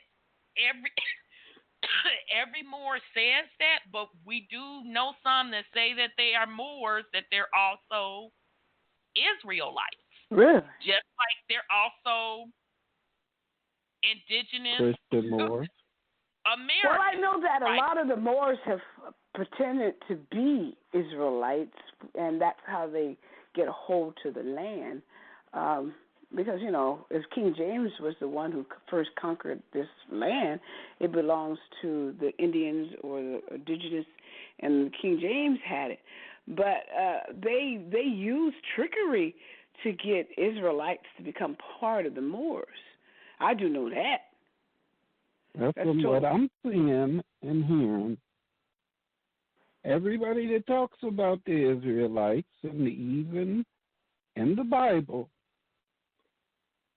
they were told by their God that they can go kill and take everybody else's shit.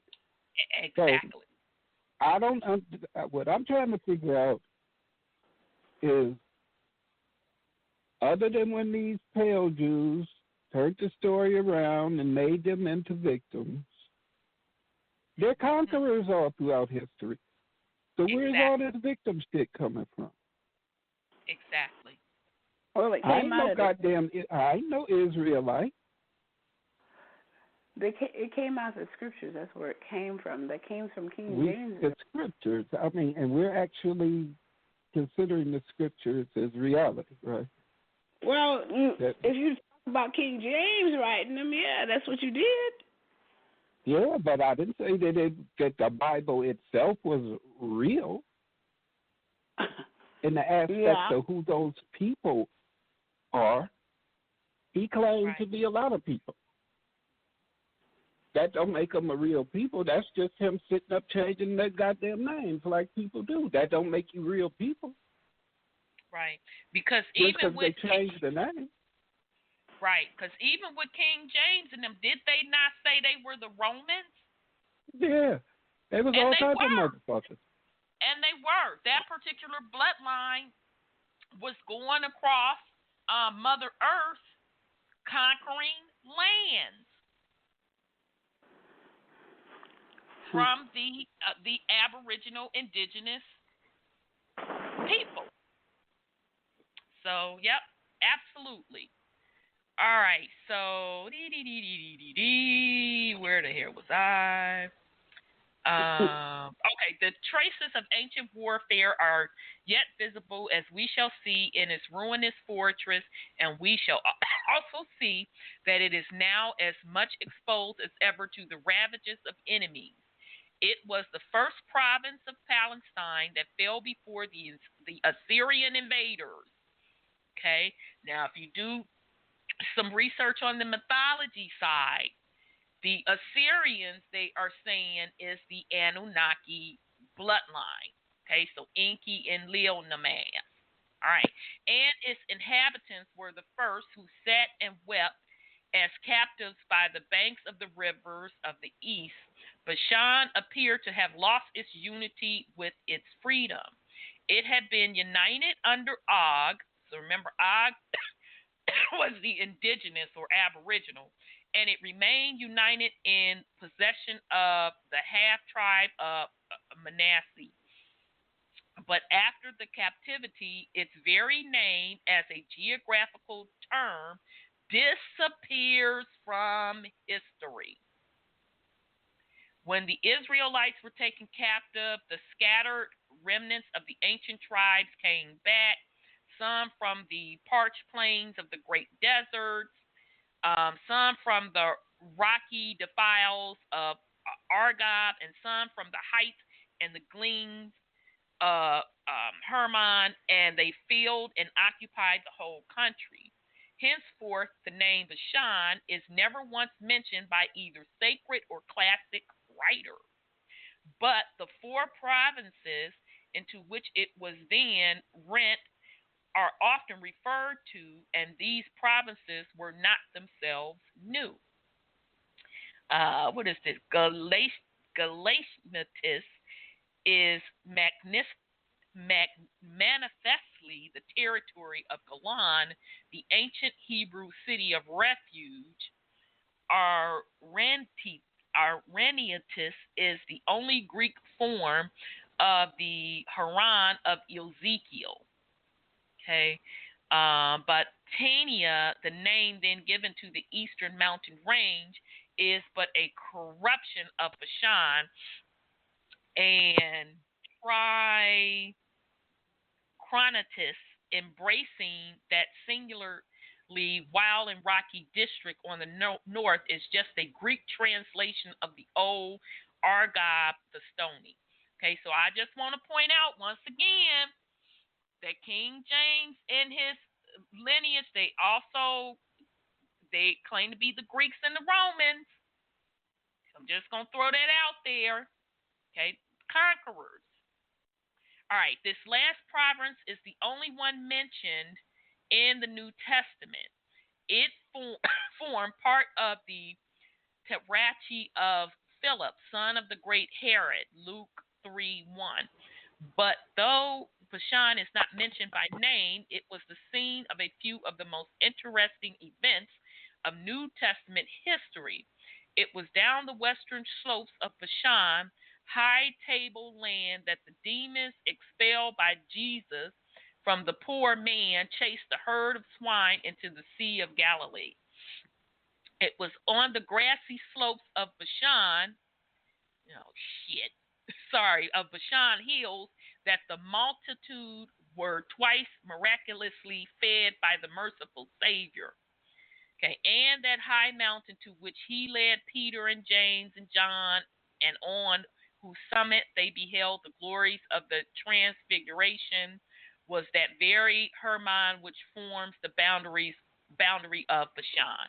Okay, so he reading all of the quote biblical references of all of these miracles and events that went on according to Hebrew and Israel history, right?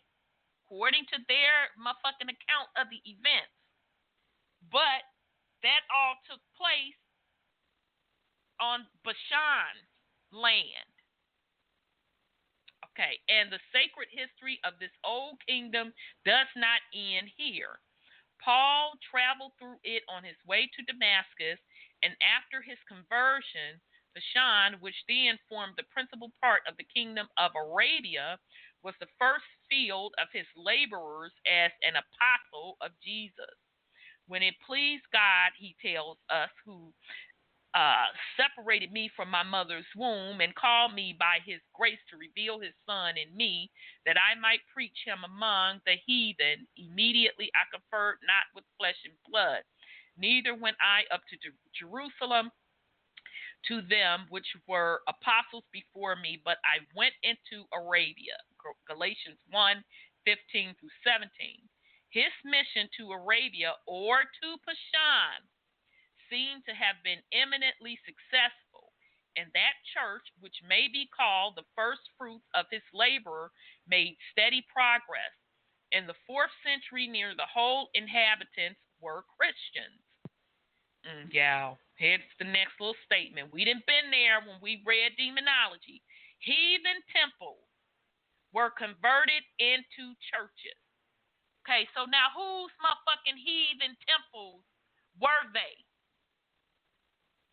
Weren't those the indigenous people's temples of those lands that they took over and converted into their motherfucking stinking ass churches?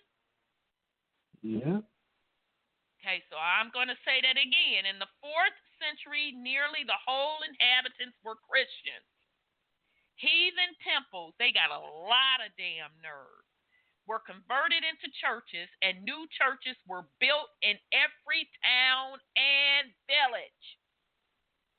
Okay, we seen this exact same shit in the book of demonology when it talked about how they were going across Europe, forcing Christianity onto the indigenous people and calling the women witches. All right. At that period, there were no fewer than 30, I find that interesting, 33 bishoprics in the single ecclesiastical province of Arabia. The Christians are now nearly all gone, but their churches, as we shall see, are there still. 2 or 3 turned into mosques, but the vast majority of them standing desolate in deserted cities. Noble structures, some of them are with the marble colonnades and stately porticos, showing us alike the wealth and the taste of their founders, and now remaining almost perfect as if awaiting the influx of a new Christian population. There was something to me inexpressibly mournful in passing from the silent street into the silent church, and especially in reading, as I often read, Greek inscriptions over the doors, telling how such at such a date had consecrated this building, formerly, I can't make this shit up, y'all, formerly a temple of Jupiter or Venus or Astarte. Remember, that was the goddess worship that they were doing, as the case might be, to the worship of the triune God, and had called it by the name of the blessed saint or martyr so and so.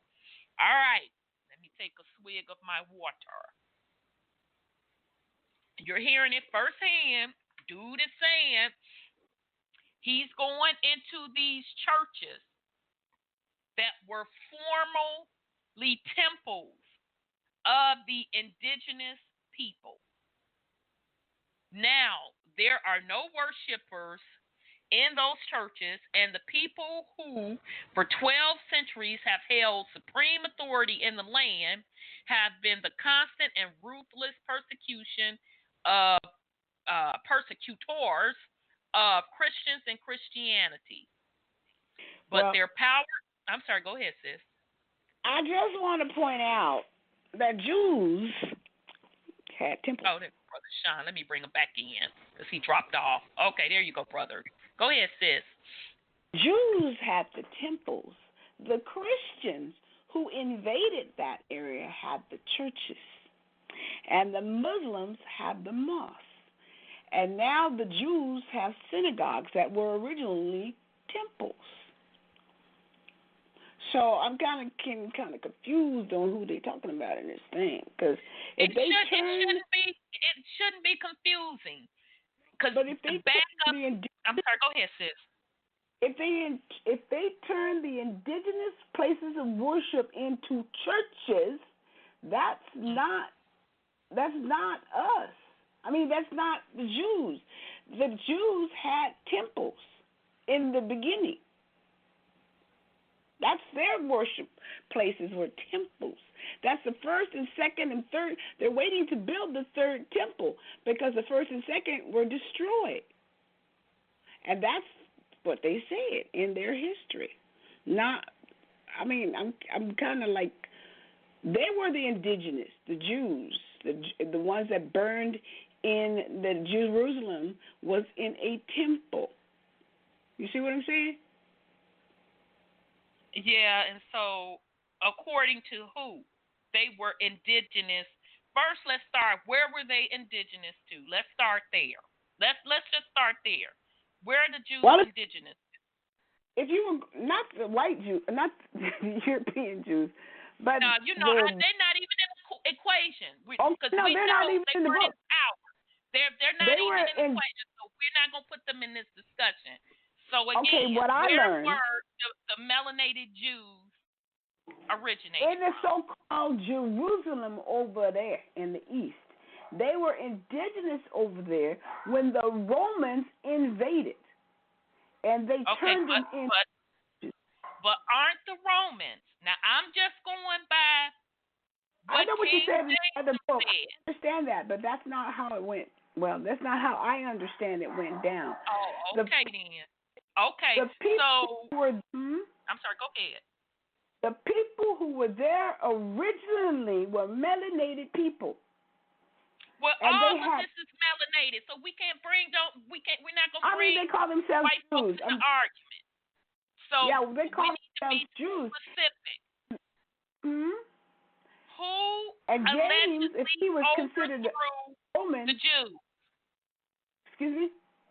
Who overthrew the melanated Jews? The Romans did. Oh, okay. That's the history I know of. Now, that's the history that they're teaching, right? No, they ain't teaching that. No. Not? No. That's what I learned. Absolutely in Bible not. school. They're teaching that the Jerusalem was overthrown by Romans, but the Jews at that time were European. That's what they teach. Right. But I'll that's give not. You that. The skin color was different.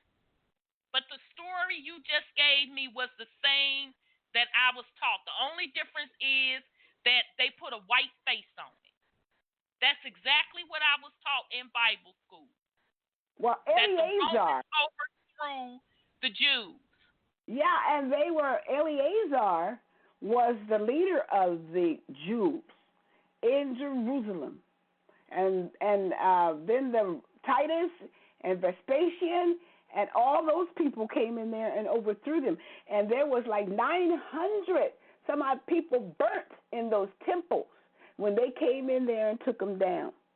Women and children and everybody. And the women ended up eating their own children because they were under siege for many months and years. And they ran out of food. So that's the story I know of. And Vespasian and Titus, they must have changed their colors. And they changed the Jews who was in that temple. So, I mean. Okay.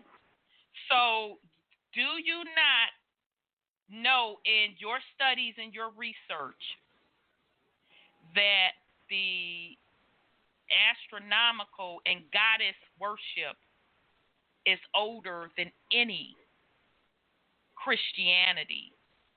Oh, yeah, I know that. Worship. I would say Diana. Okay. So if that is the case, that means their temple stood before the Hebrew temple. That's what that means. Goddess worship and the worship of the cosmos happened first, before Christianity was even a thought. They erected those temples first. Exactly. So I'm not convinced that, again, the Israelites were so innocent. Now, they may have been invaded, but they definitely didn't show when the fuck were the invaders. Because someone overthrew the indigenous people of these lands. And I can't even say someone, they fucking said they overthrew it. They say it in their own works. They said they had the authority to go to these lands per their God.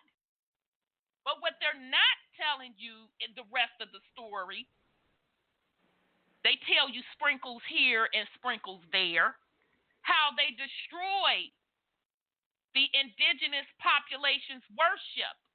And in order for them to survive, they had to convert to Christianity or keep their worship in silence. So you really we converted from whatever worship we were doing back in that day to Christianity to keep from being destroyed. Yeah. Mm. King That's James exactly what I'm talking about.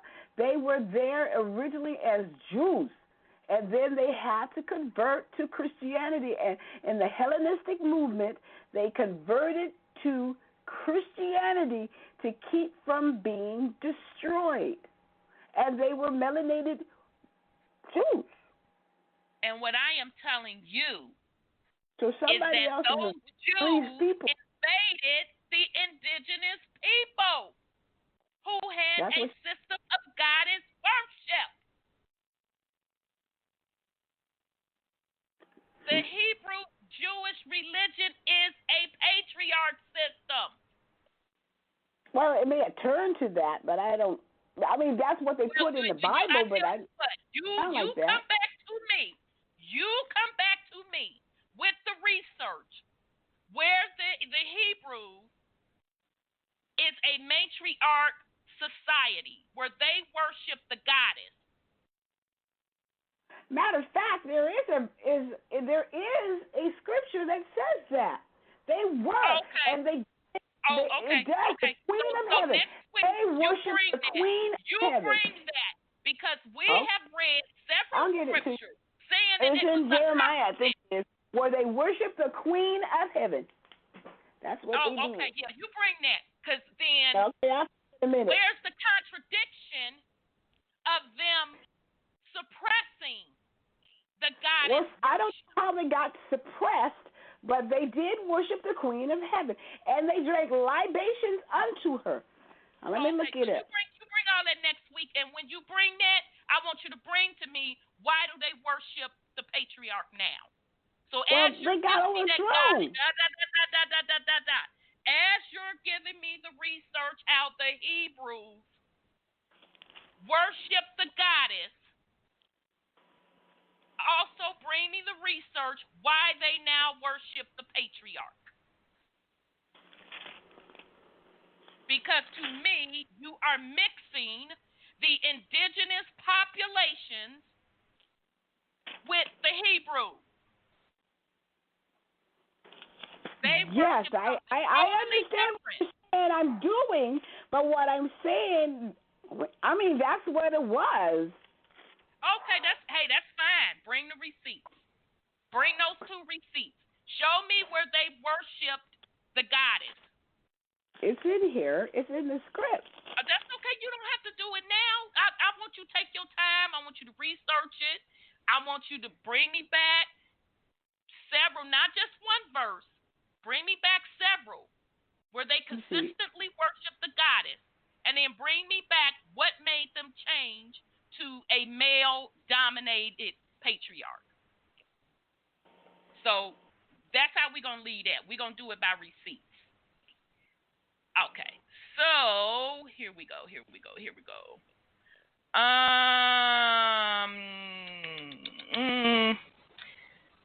Okay, so now he's saying that 12 centuries have held supreme authority in the land, have been the constant and ruthless persecutors of Christians and Christianity. But their power is on the wane.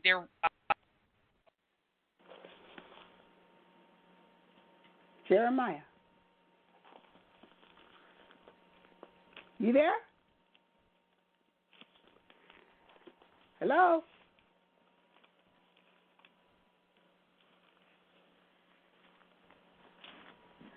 My phone cut off? No.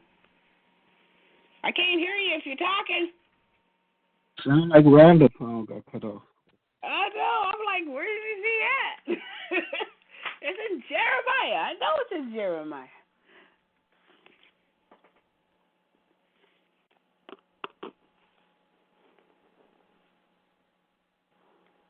She does. He went out.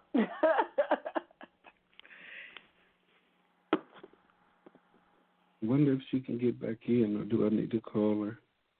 Well, it's 6:24.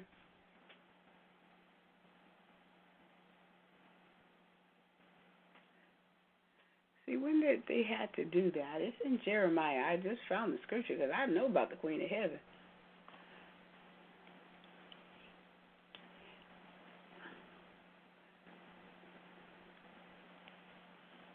Okay, I'm about to see if I. They even have videos on this stuff about the truth about the Queen, the God, the Mother. And some lady was approaching me in the mall. Why are you doing that? One woman was approaching me in the mall, asking me. She's a Christian, and I guess she just found the truth that there was a Mother Queen of Heaven, the original creator, and they worshipped her. The people in Israel, in Jerusalem. And so the Christians came in and conquered them.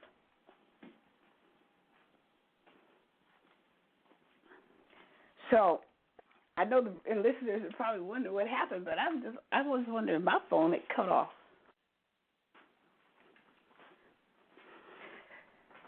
She just texted me. She's trying to get back in. Okay. What I'll do is talk. I'll pick up where she left off. All right.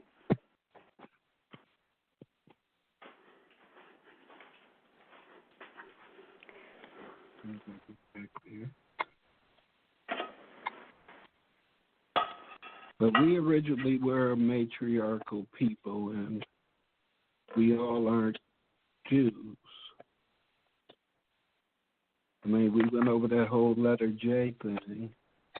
Uh-huh. Well, for Jesus, John, or whoever was supposed to have that name.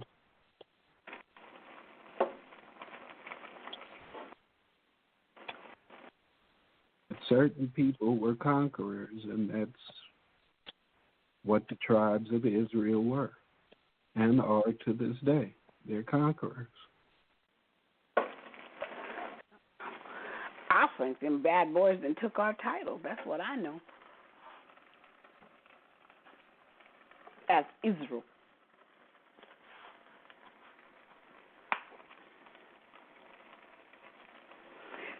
Do you know that in 1398, they went about the globe collecting all the histories of the world to rewrite the book? I heard I guess it's the Imam or the king of Iran, whoever the leader is of Iran, said that this is the year 1398. And that's like 620 years they done added to the script. And this is, he said, and this is Persia. And he didn't call it Iran like they call it today. So they went around changing whose identity is whom and who did what to what. This is where the Assyrians helped the Romans take the Israelites or Jerusalem down. The history I read and studied is what they did. They're the ones who did all that crap. Mm-hmm. I'm going to pick up where she left off. Okay, go There ahead. was something to me inexpressibly mournful in passing from the silent street into the silent church, and especially in reading, as I often read, Greek inscriptions over the doors, telling how such and one, at such a date, had consecrated the building, formerly a temple of Jupiter, of Venus, or Astarte, of Astarte. And the case might be the worship of the triune God, and had called it by the name of the blessed saint or martyr so-and-so. Now there are no worshipers in those churches, and the people who for 12 centuries had held supreme authority in the land have been the constant and ruthless persecutors of Christians and Christianity. But their power is on the wane. Their reign is well nigh at an end. And the time is not far distant when Christian influences and power and industry shall again repeople the deserted cities and fill the vacant churches and cultivate the desolated fields of Palestine. The foregoing notices will show my readers that Bashan is in many respects among the most interesting of the provinces of Palestine. It is comparatively unknown besides. Western Palestine I traversed every year. It formed a necessary part of the grand tour and has been described in scores of volumes. But the travelers who have hitherto succeeded in exploring Bashan scarcely amount to half a dozen, and the state of the country is so unsettled, and many of the people who inhabit it are so hostile to Europeans, in fact to strangers in general, that there seems to be but little prospect of an increase of tourists in that region. This very isolation of Bashan added immensely to the charm and instructiveness of my visit.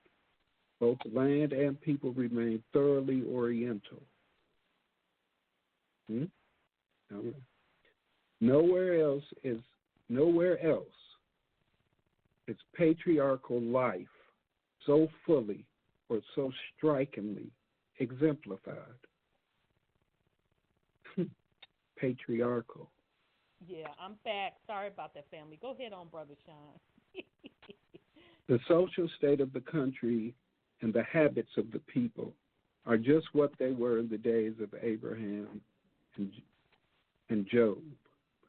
The raids of the eastern tribes are as frequent and as devastating now as they were then. The flocks of a whole village are often swept away in a single incursion, and the fruits of a whole harvest carried off in a single night. The arms used care with the exception of a few muskets, similar to those with the muskets, the door Lamer conquered the Rephaim. Hold it. Let's back up a minute.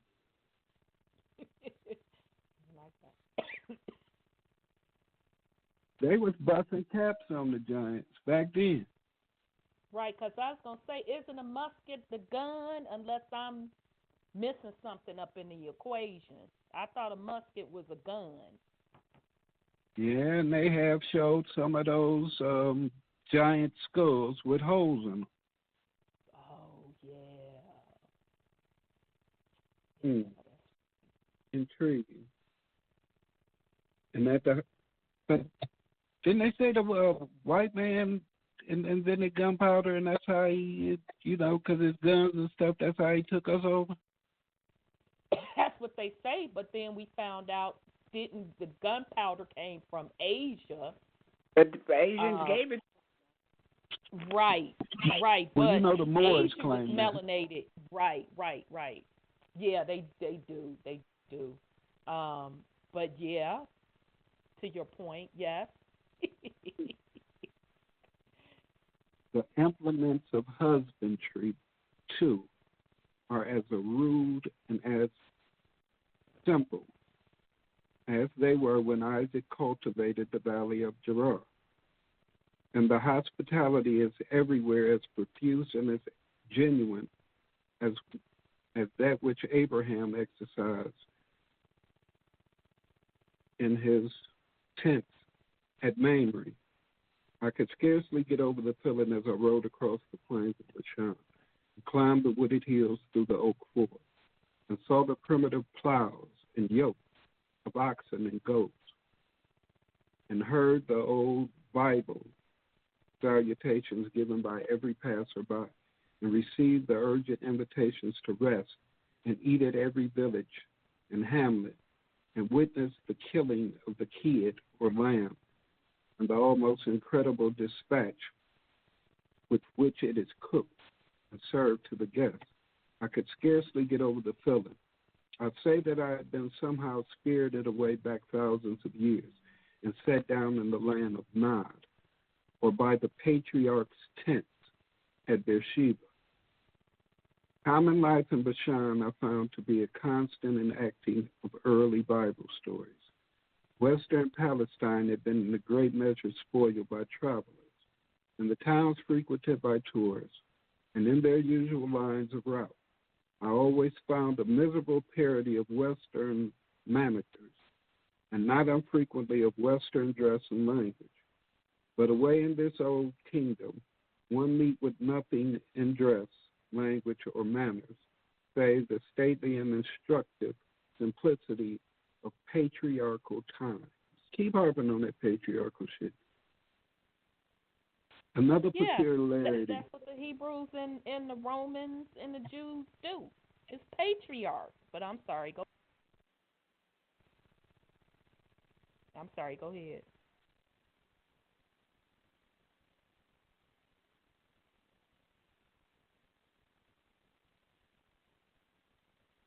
But my argument, it wasn't. The Jews weren't patriotic. Right. So you're going to bring them receipts next week. I got Jeremiah already. Okay. We need more than Jeremiah. We need to know what specific goddess they were worshiping, for how long, and why do we only know of male worship today? Well, the Christians brought that crap over here because when Bobby Hemmett was talking about. Bring your receipts. Bring your receipts. No, Bobby Hemmett used to talk about it all the time. Bring your receipts. Bring your receipts, sis. Okay. I'm sorry, Brother Sean. I didn't mean to cut you off. He got cut off by himself. I was looking in the queue. Let me make sure. Let me see if you sound like he dropped. I don't show him I'm here. being dropped. Oh, okay. Because, shoot, you dropped before I dropped, so. Okay, you could go ahead, brother. I'm sorry. What page are you on so I can pick up where you, or at least know where you're at? So 18. when you get tired of reading. 18? 18, bottom paragraph. Okay, I'm so happy on there. I'm with you. Okay, go ahead. The ancient cities and even the villages of western Palestine have been almost annihilated, with the exception of Jerusalem, Hebron, and 2 or 3 others. Not one stone has been left upon another. In some cases, we can scarcely discover the exact spot where a noted city stood. So complete has been the desolation. Even in Jerusalem itself, only a very few vestiges of the ancient buildings remain. The Tower of David, portions of the wall of the Temple, and one of 2 other fragments, just enough to form the subject of dispute among antiquaries. Zion is plowed like a field. I have seen the plow at the work on it, and with the land it writes these lines. I have plucked ears of corn in the fields of Zion. Really? I have pitched my tent on the site of ancient Tyre and searched in vain for a single trace of its ruin. Then, but not till then, did I realize the full force of truth of the prophetic denunciation upon it. Thou shalt be sought for. Ye shall not never be found again, Ezekiel. The very ruins of Capernaum, the city which in our Lord day was exalted unto heaven, have been so completely obliterated. It was exalted unto heaven, but now it's been completely obliterated. The Queen of Heaven.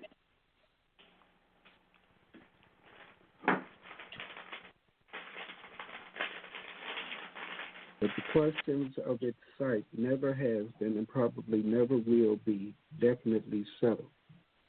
And these are not so. Some of the letters are missing. I don't know how they. Oh, okay. Let me pick back up because it's clear These on are my not so literary cases. Jericho has disappeared. Bethel has come to naught. Samaria is as an heap of the field, as plantings a vineyard. The state of Bashan is totally different. It is literally crowded with towns and large villages. And though the vast majority of them are deserted, they are not ruined. I have more than once entered a deserted city in the evening, taking possession of a comfortable house and spending the night in peace. It sounds like mud flood, don't it? It does. It really, really does. Many of the houses in the ancient cities of Bashan are perfect, as if only finished yesterday. The walls are sound, the roofs unbroken, the doors and even the window shutters in their places. Let not my readers think that I am transcribing a passage from the Arabian Nights. I am relating sober facts. I am simply telling what I have seen and what I have purposed just now more fully to describe. But how, you ask me, can we account for the preservation of ordinary dwellings in a land of ruins? If one of our modern English cities were deserted for a millennium, there would scarcely be a fragment of a wall standing. The reply is easy enough. The houses of Bashan are not ordinary houses. The walls are from 5 to 8 feet thick, built with large square blocks of basalt. The roofs are formed of slabs of the same material, hewn like planks and reaching from wall to wall. The very doors and window shutters are of stone, hung upon pivots projecting above and below. Some of these ancient cities have from 200 to 500 houses, still perfect, but not a man to dwell in them. On one occasion from the battlements of the castle of Salfa, I counted some 30 towns and villages,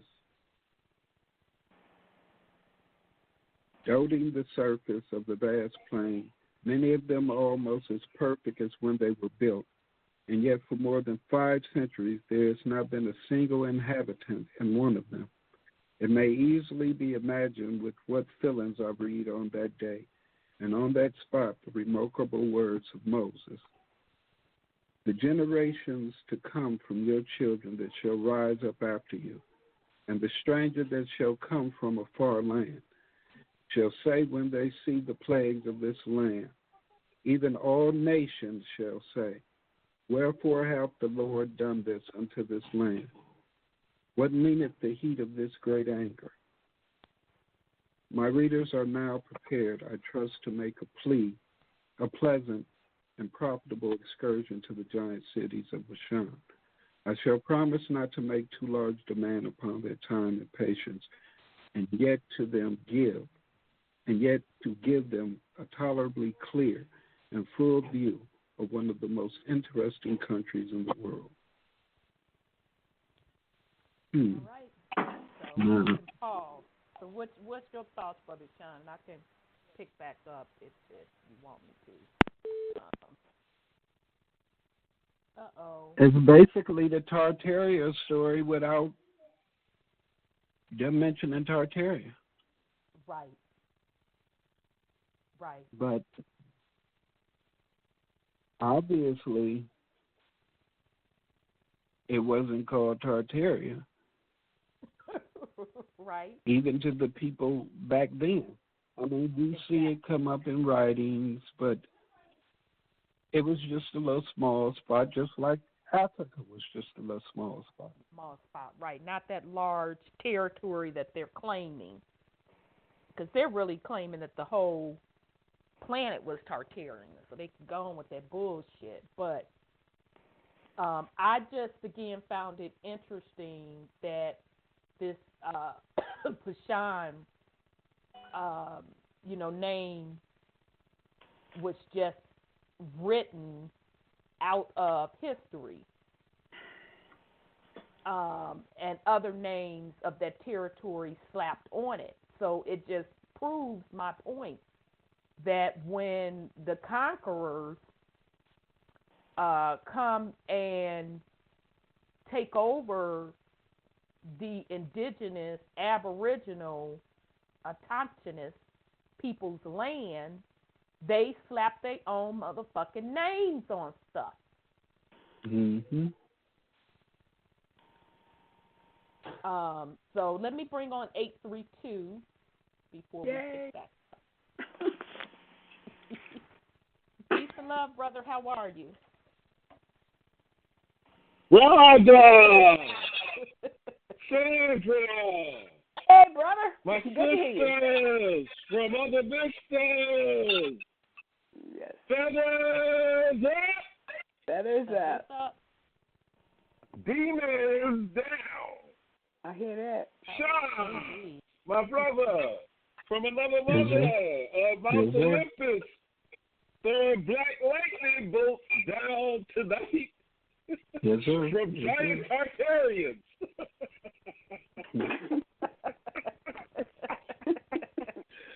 Yeah, sister, 2 weeks absence. Where were you?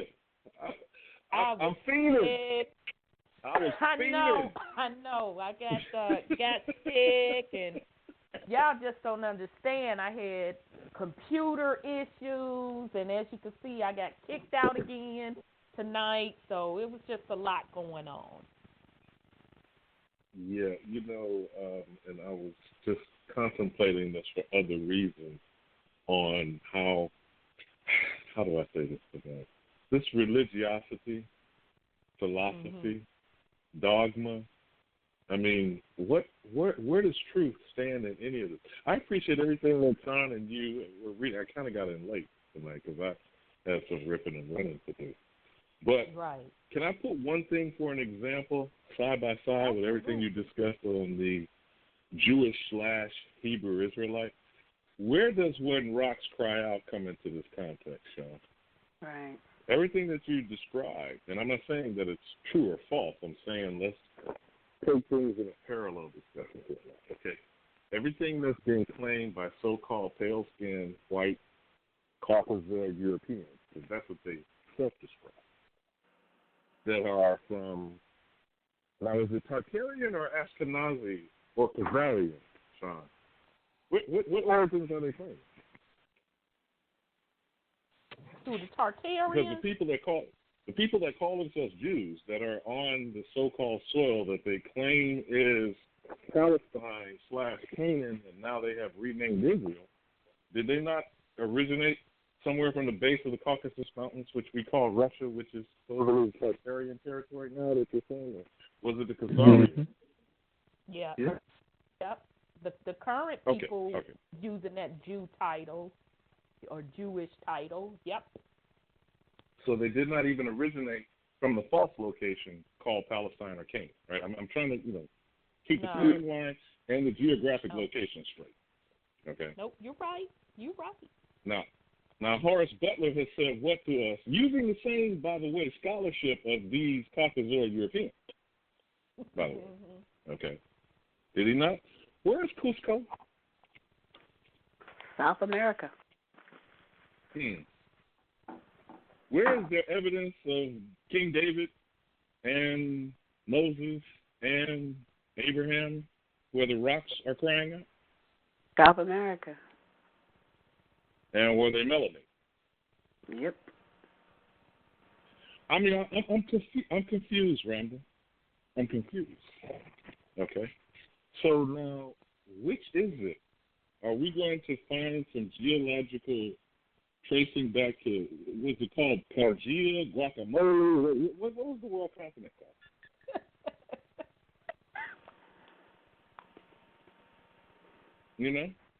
So where we see on the map, the Mercadian map today, don't we see the outlines of the so-called western coast of Africa conveniently shape the North, Central, and South American coastline?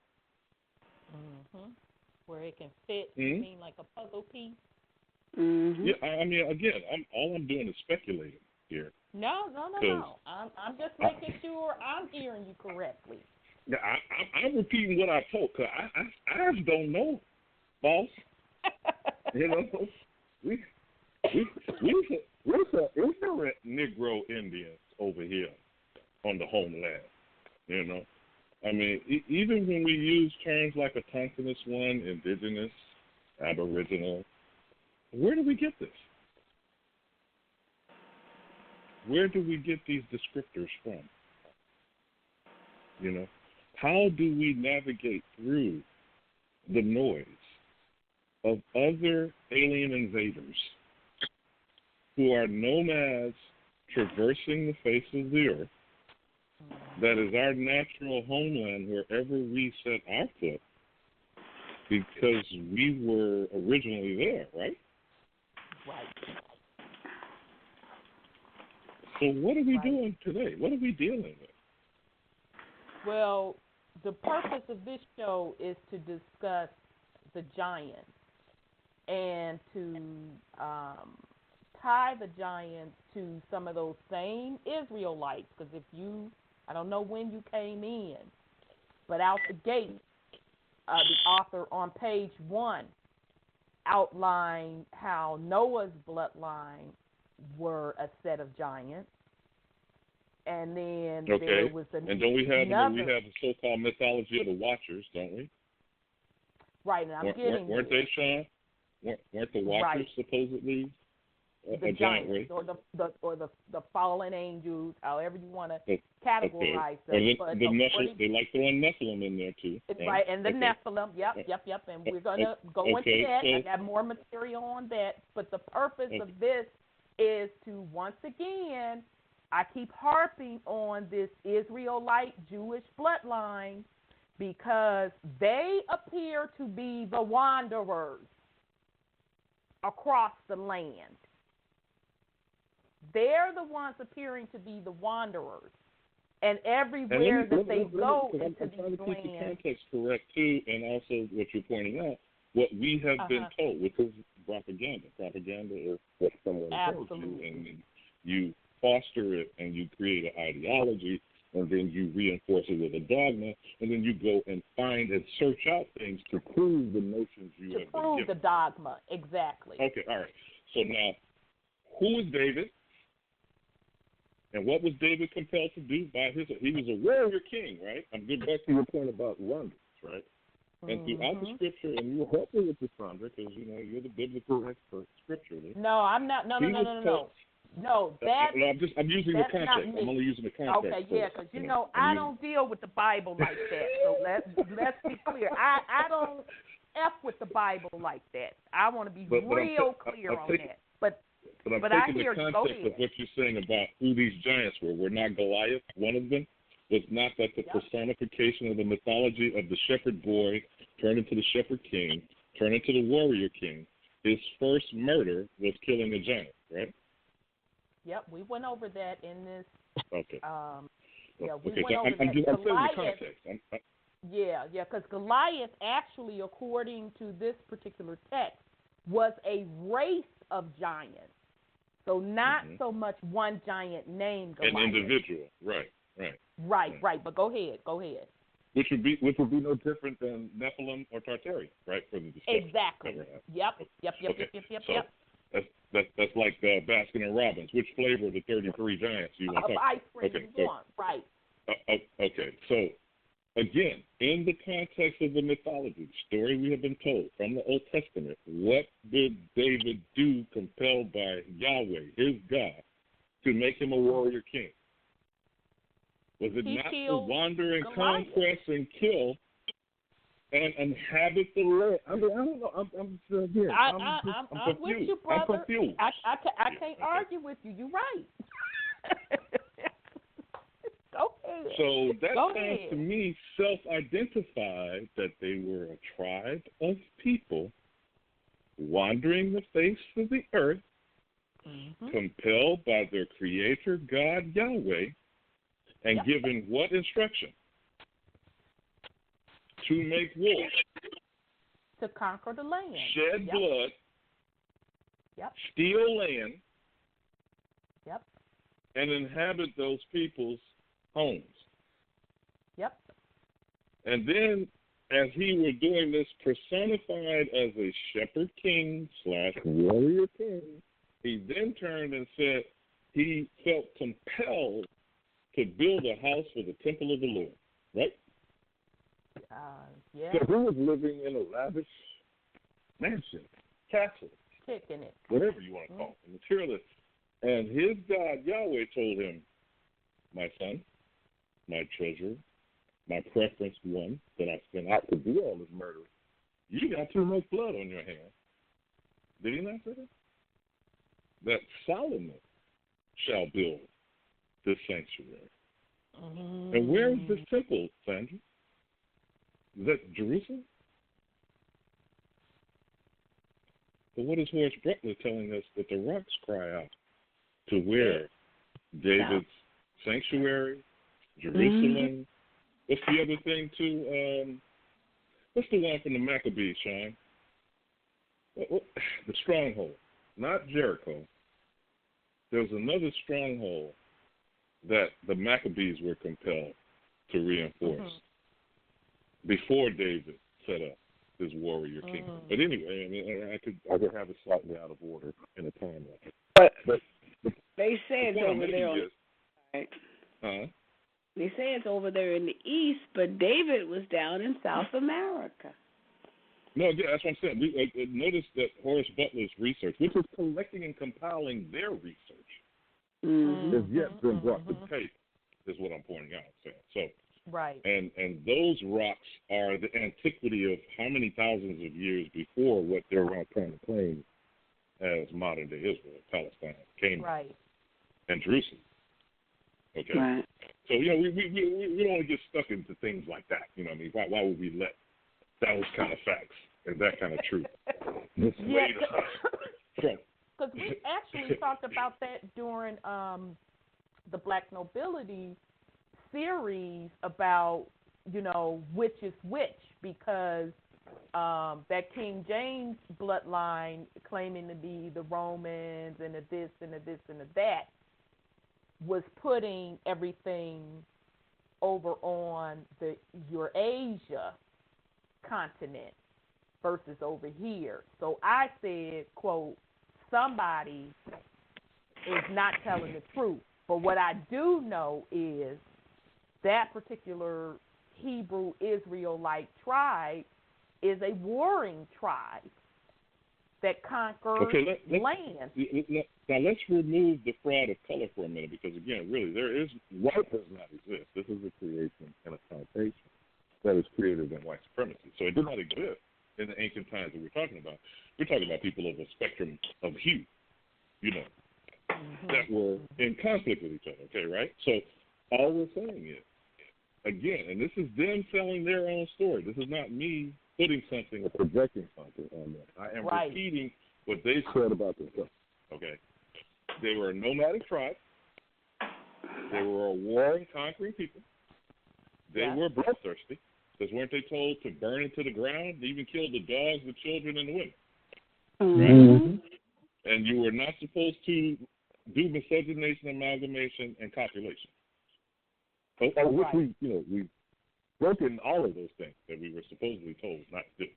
Okay. Exactly. Now, fast forward to these Tartarians / Ashkenazi / Khazari. Where are they from? Right. Again? Where are they from? Which one do you want to take? You want to take the Tartarian, Mongoloid version, or you want to take the Ashkenazi, Khazarian version? I believe they're both nomadic. Aren't they?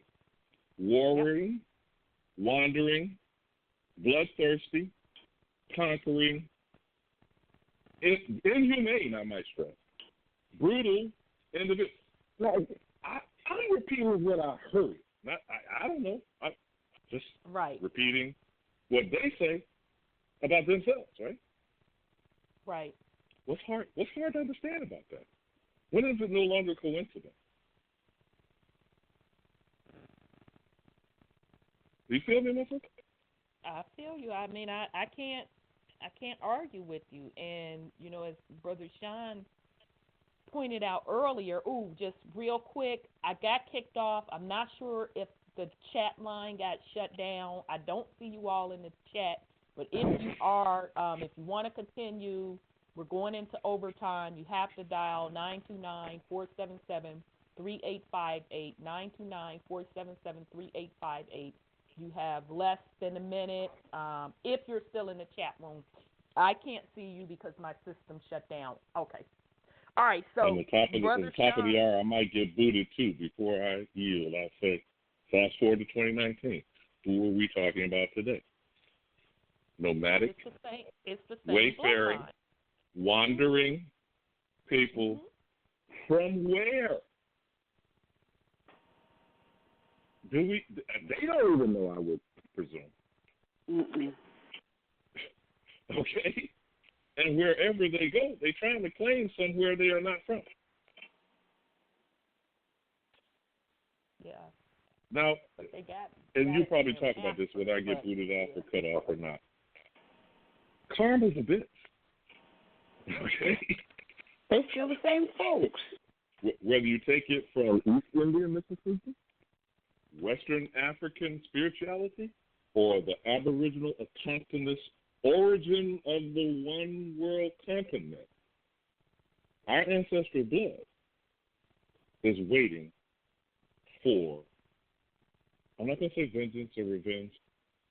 How about resolution? And I yield. Because it all has to be cleaned up. Indeed, brother. Thank you, brother 832. Peace and love. Peace and love. I can't disagree with anything that he said. I just want to add on to that, as Brother Sean said, the ones with the title of Caucasian, because even that's not really true, because Caucasians still had a melanated hue. They learn what they learn from their melanated masters. And those melanated masters are the same bloodline that's been causing havoc across the planet.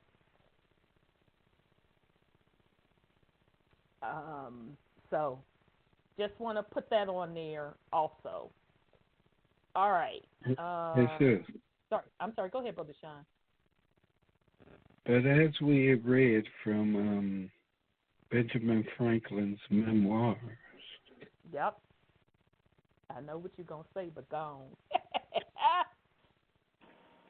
All of this Africa. Man literally said that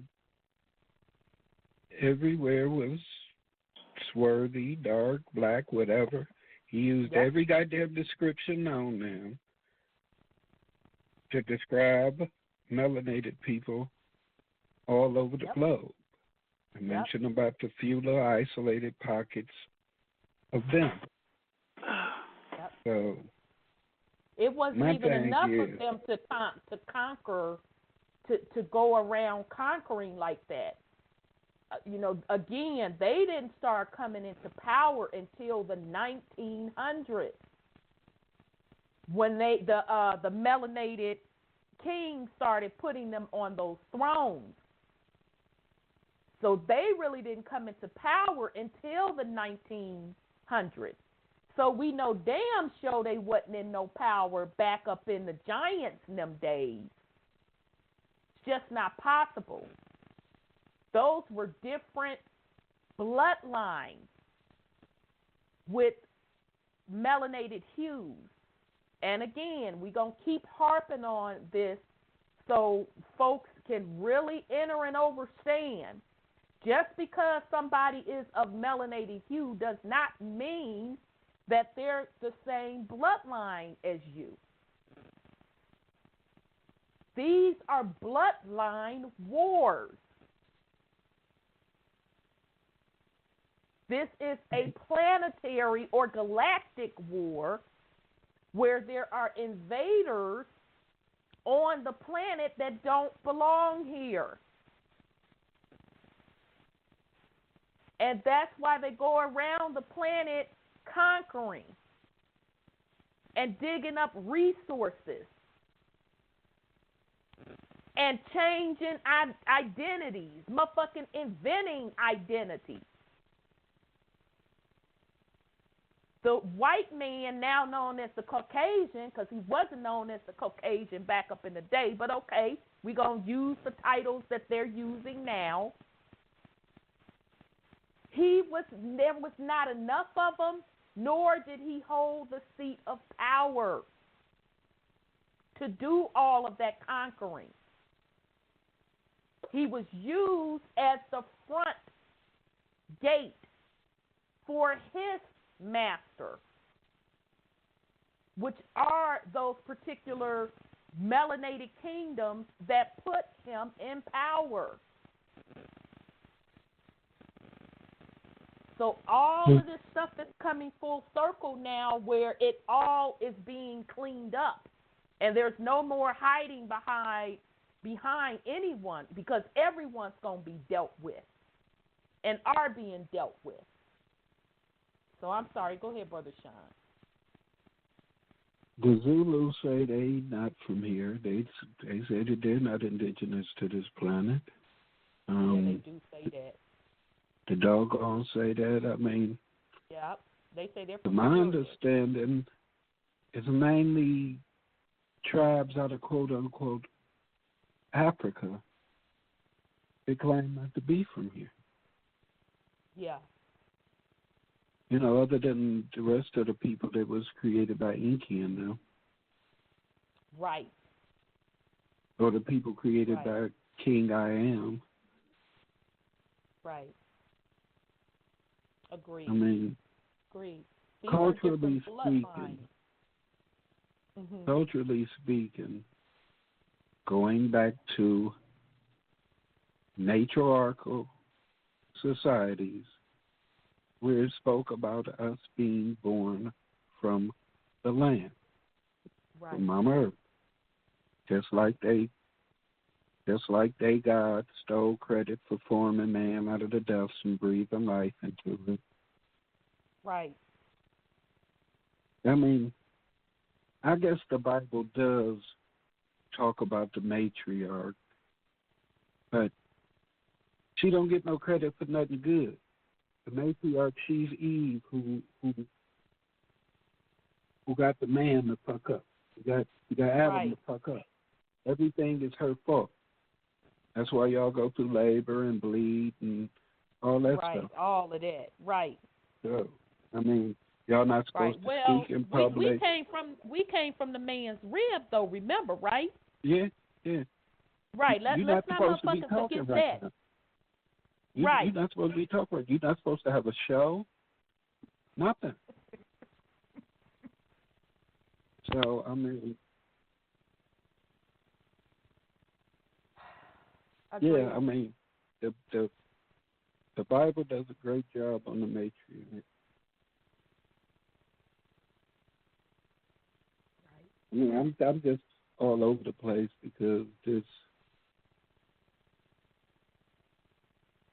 shit is all over the place and right here all at the same time. I mean, we can say that the events in the Bible took place here, but on the scale, the grand scale, what does that mean?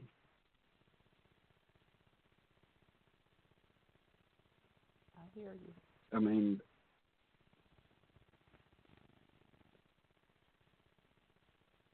the thing is,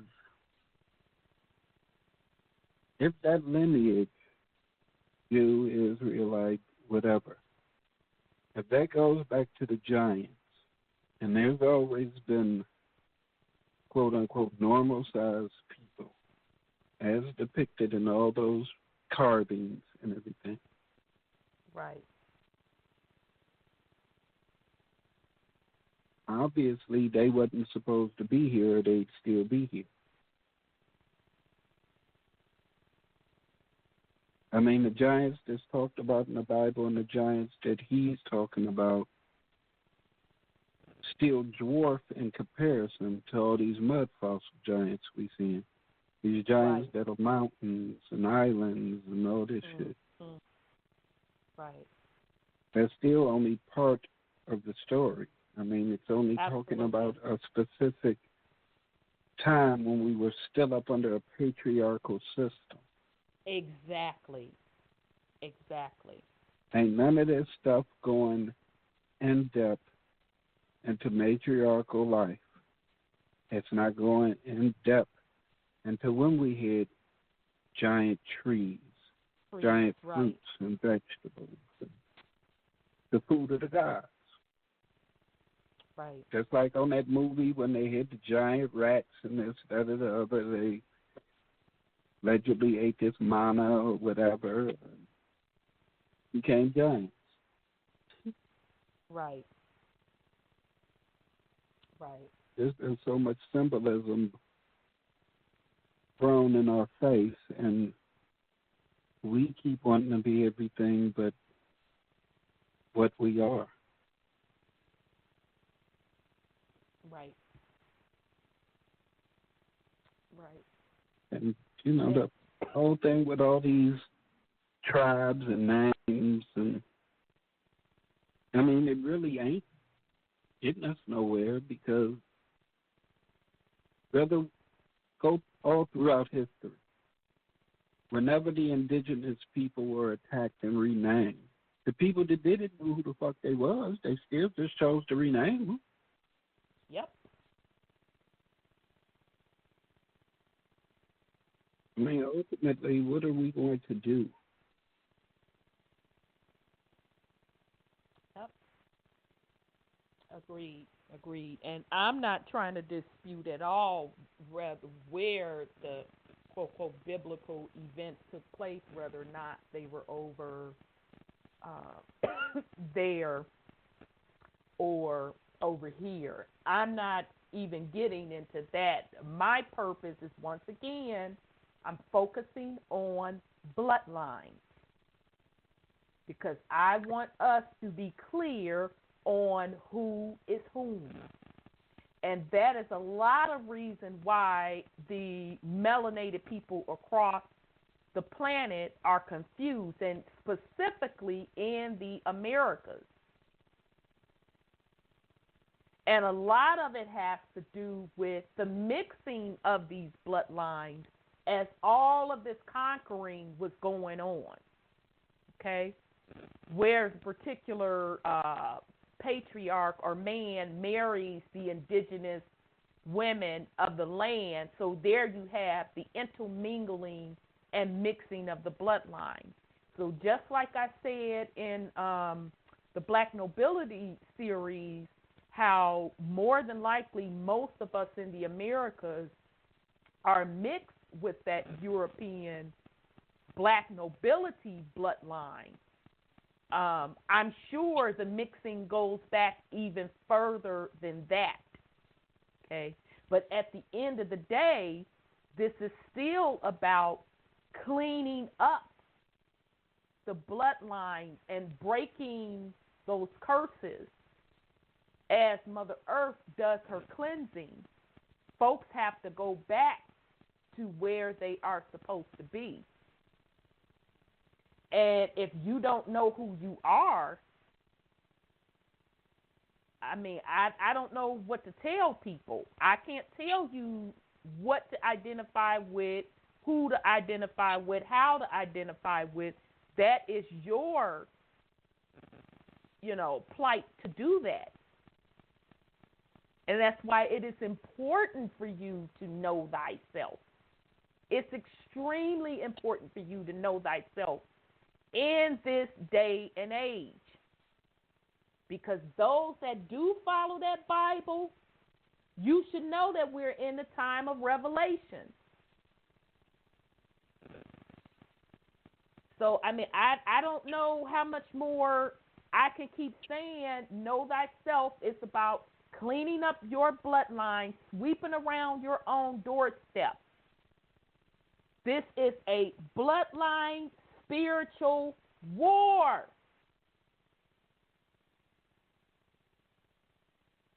It's deeper than the black, white, or Caucasian thing. That shit ain't nothing in comparison to what has went on Mother Earth and in these bloodlines. It's no accident that as these particular kingdoms were conquering, they mixed in with some of the indigenous people for this very point. So people can be confused on who they really are. And just as we can get on the Caucasians as taking on different identities, God damn it, I'm getting on the melanated people for taking on motherfucking different identities. Yeah, I'm calling it out. And if that's what you want to do, fine. But what I am telling you, you are in the age of knowing.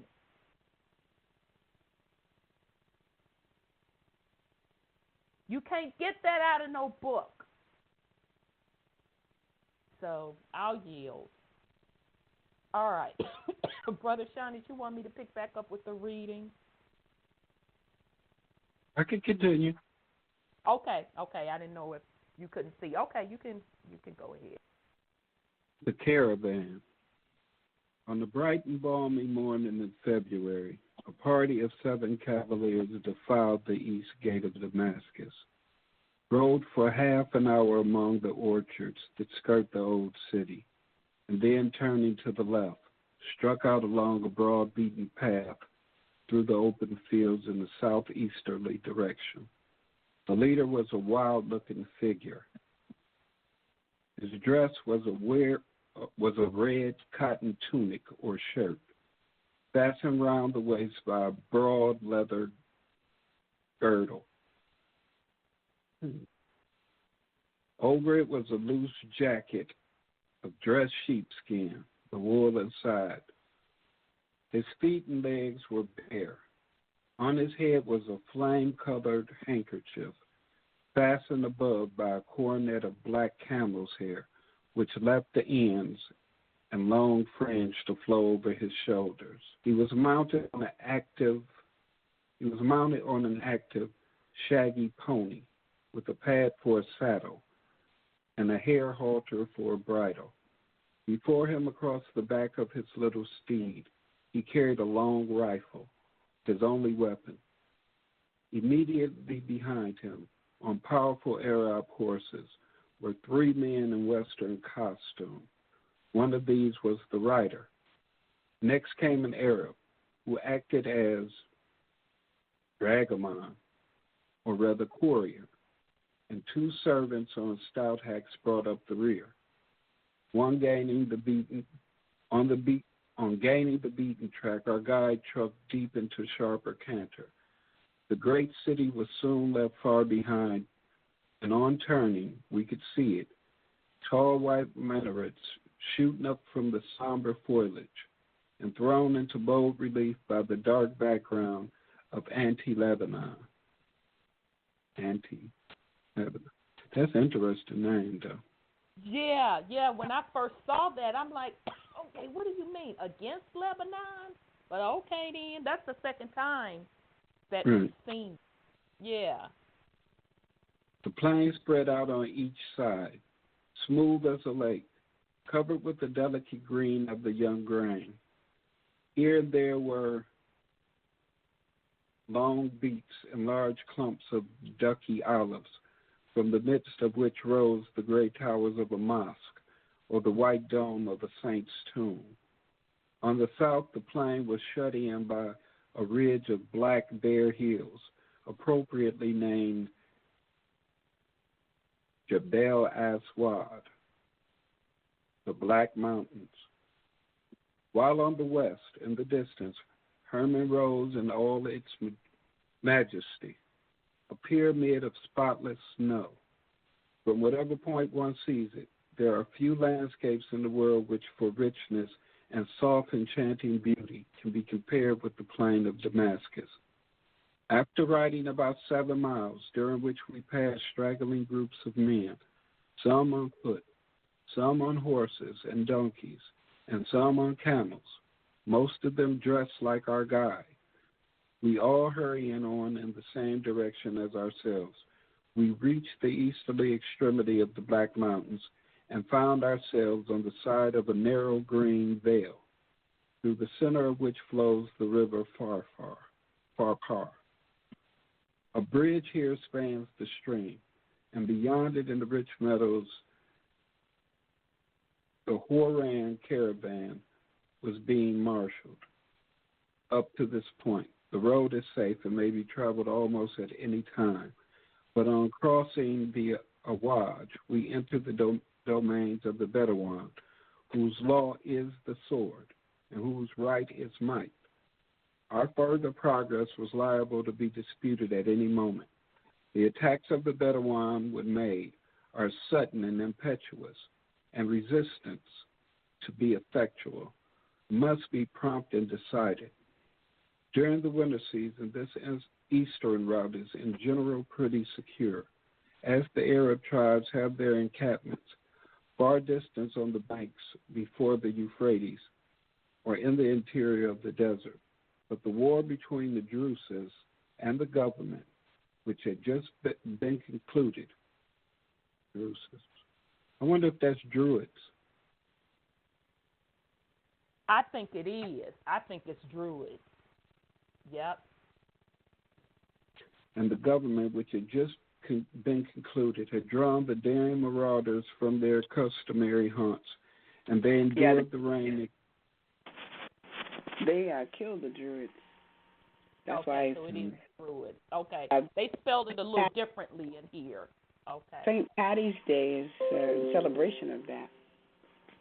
St. Patrick's Day. Mm-hmm.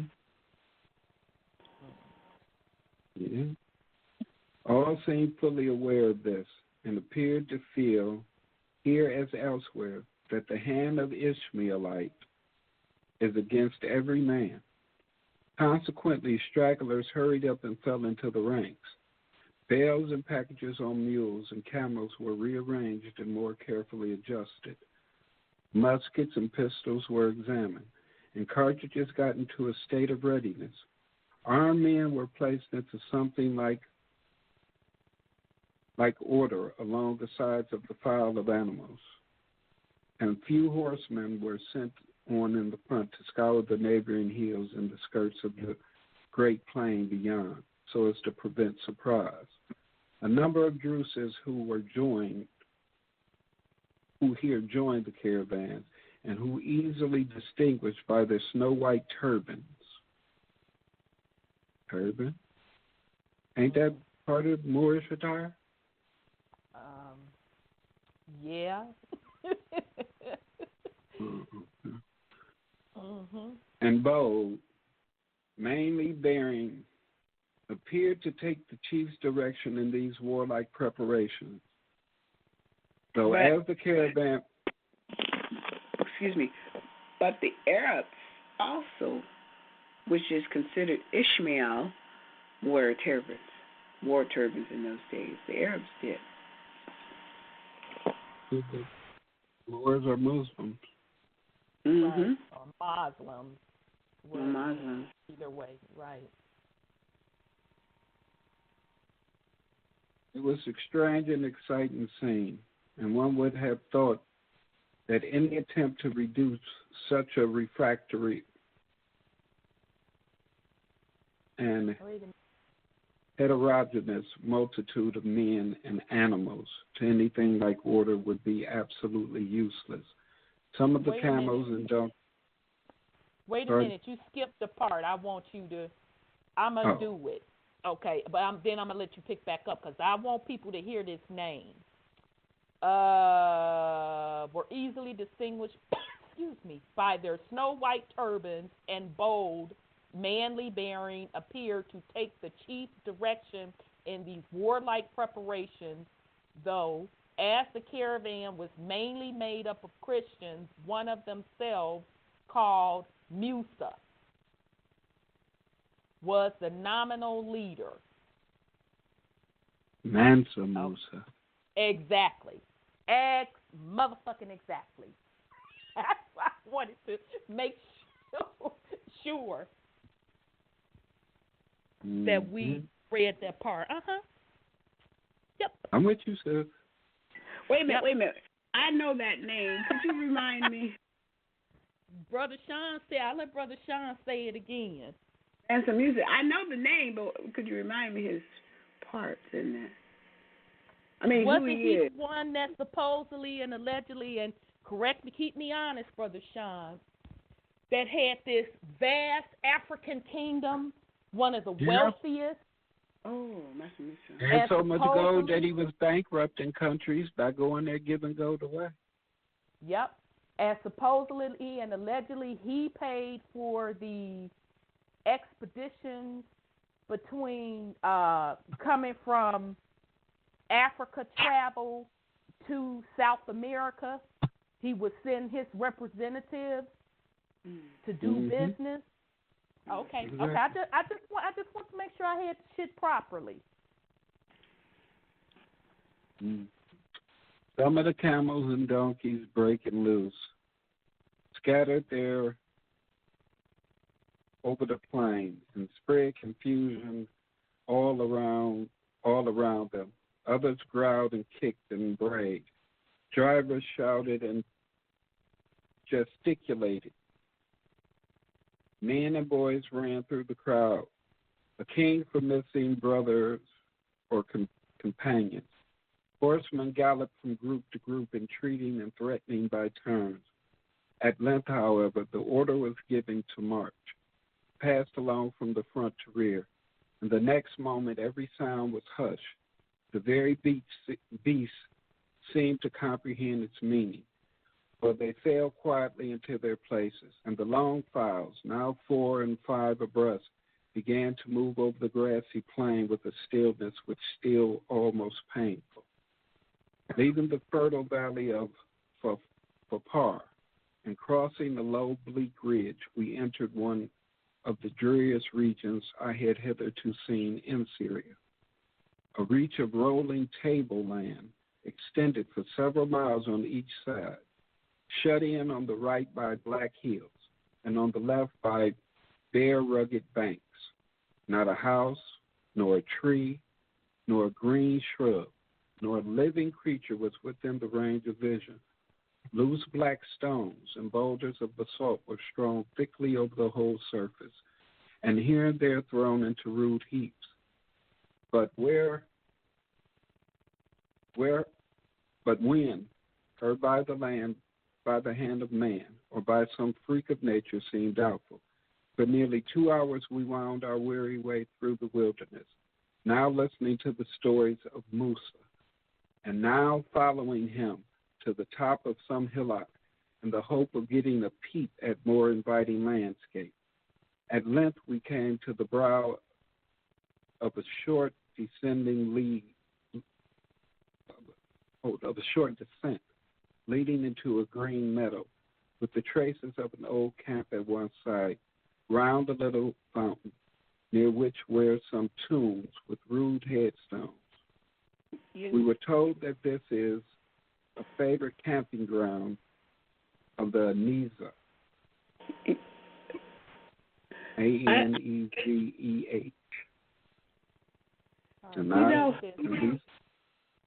Even by the description of that place, it can't be over there. They are so barren, and they're so dry, and they're so flat that we're hilly, we're green in South America, and we have valleys. So, I was thinking, when I read things about the description of the places, that they said that snakes came and bit the people and all that kind of stuff. Over there, where they say is Israel, you can see a snake about 10 miles off because it's so barren. They said that the Bible says when they get back in the land, it'll turn green, but it's not green except for agriculture. But it's not miraculously changed. But we have beautiful land down in South America. So I just wanted to point that out because he's talking about some place that's green.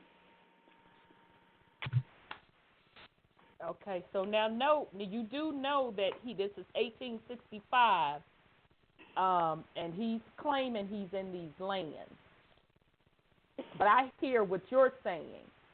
I hear exactly what you're saying. Now, I do want to throw out there for the family that there are reports of massive rain in the deserts, and the deserts are turning back green. Because that's what they originally were. Yeah. Okay? So those deserts, an event had to happen to make them barren.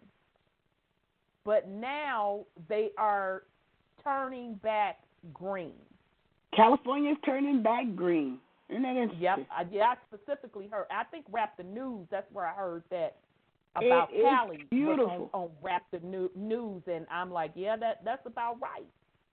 Mm-hmm. That's about right. But yeah, I get your point, sis, about the greenery. But this is dude's account of him being over there in 1865. Except for they were there in the early 1900s, and it was barren.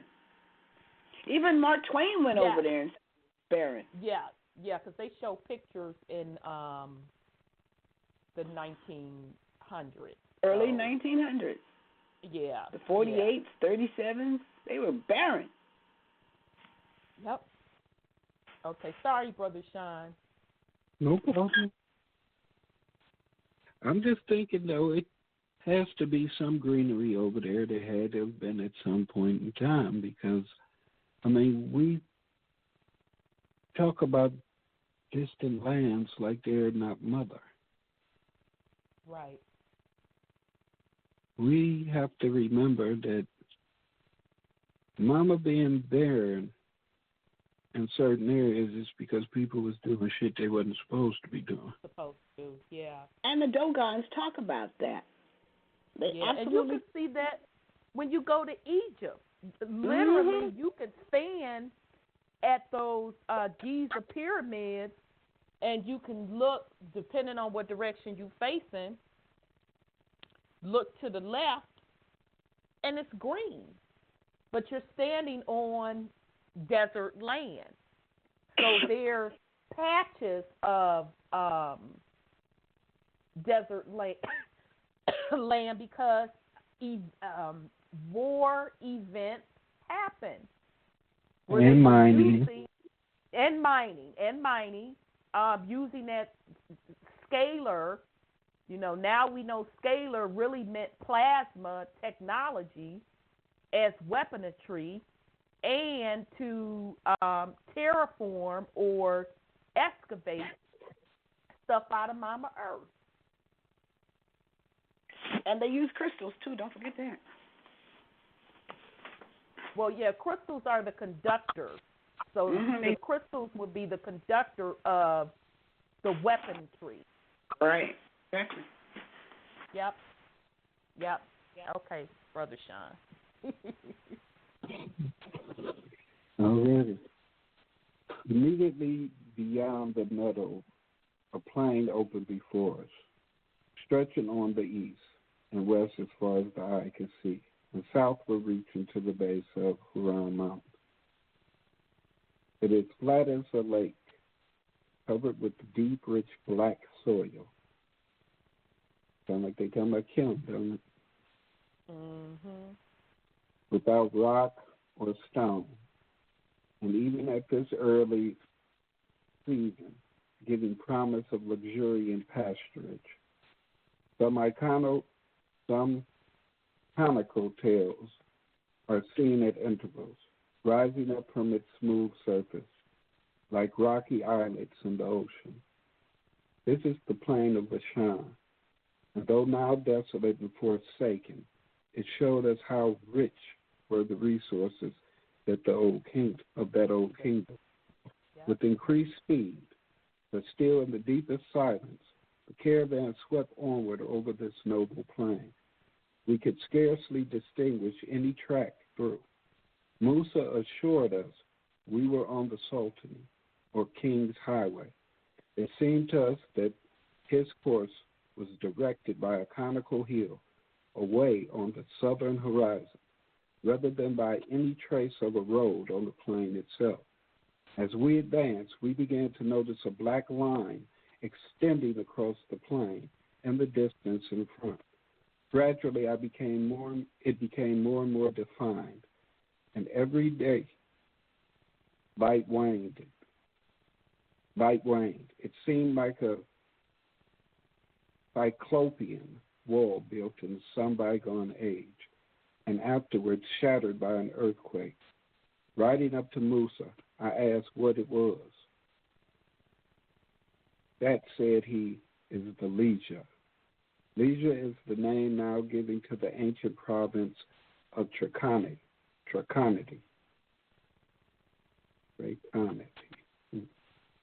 And the bank of shattered rocks turned out to be in its northern border. The Legia, as we shall see hereafter, is a vast field of basalt placed in the midst of the fertile plain of Bashan. Its surface has been elevation from some 30 feet above the plain, and its border is everywhere as clearly defined by the broken cliffs as many shorelines. In fact, it strongly reminded me of some parts of the coast of Jersey. And this remarkable feature has been overlooked in the topography of the Bible. Leisure, my readers will remember, corresponds with the ancient Agab.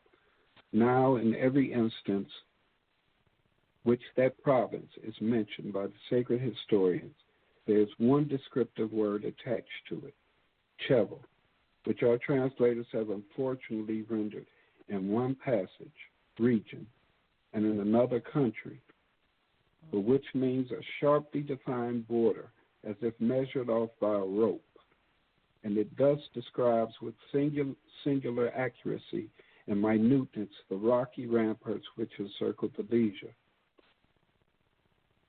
the halt of the caravan. The sun went down, and the short twilight was made shorter by heavy clouds which drifted across the face of the sky. A thick rain began to fall, which made the prospect of a night march or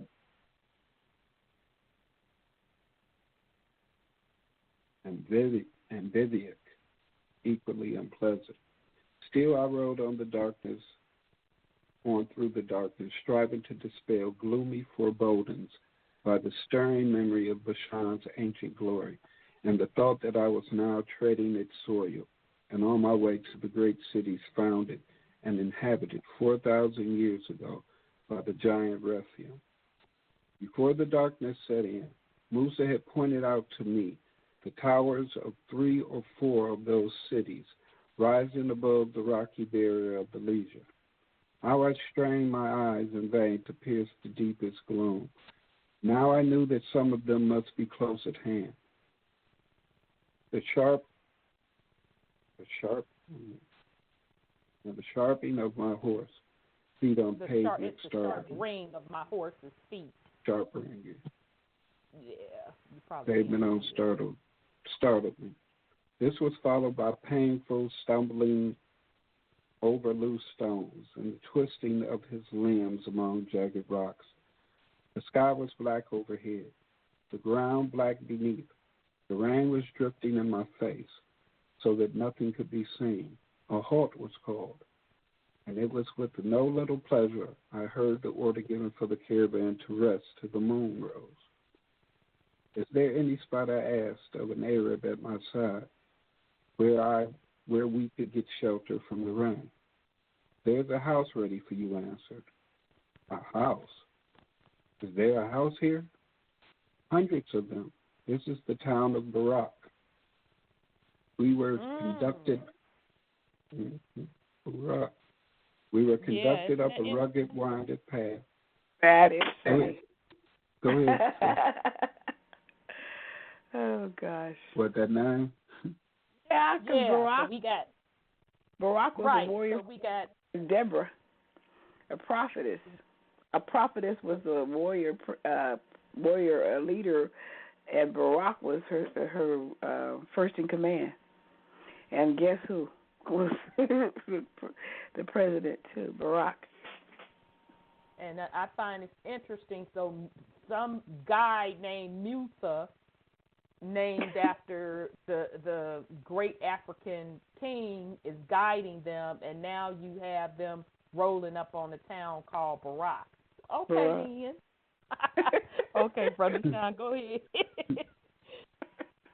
At length, the dark outline of high walls began to appear against the sky, and presently we entered a paved street. Here we were told to dismount and give our horses to the servants. An Arab struck a light, and inviting us to follow, passed through a low, gloomy door into a spacious chamber. I looked with no little interest round the apartment, of which he had taken such unceremonious possession. But the light was so dim, and the walls, roof, and the floor so black that I could make out nothing satisfactorily. Getting the torch from one of the servants, I lighted it and proceeded to examine the mysterious mansion. For though drenched with rain, we wearied with a 12 hours ride, I could not rest. I felt an excitement such as I never before had experienced. I could scarcely believe in the reality of what I saw and what I heard from my guides in reply to eager questions. The house seemed to have undergone little change from the time its old master had left it, and yet the thick nitrous crust on the floor showed that it had been deserted for long ages. The walls were perfect, nearly 5 feet thick, built of large blocks of hewn stone, without lime or cement of any kind. The roof was formed of large slabs of the same black basalt, lying as regularly, and jointed as close as if the workmen had only just completed them. They measured 12 feet in length, 8 inches in breadth, and 6 inches in thickness. The ends rested on the plain stone corners, projecting about a foot from each side wall. The chamber was 20 feet long, 12 wide, and 10 high. The outer door was a slab of stone, 4.5 feet high, 4 wide, and 8 inches thick. 4.5 feet high?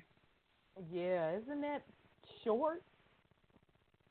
Yeah. That's real short, but those walls are thick as hell. Right.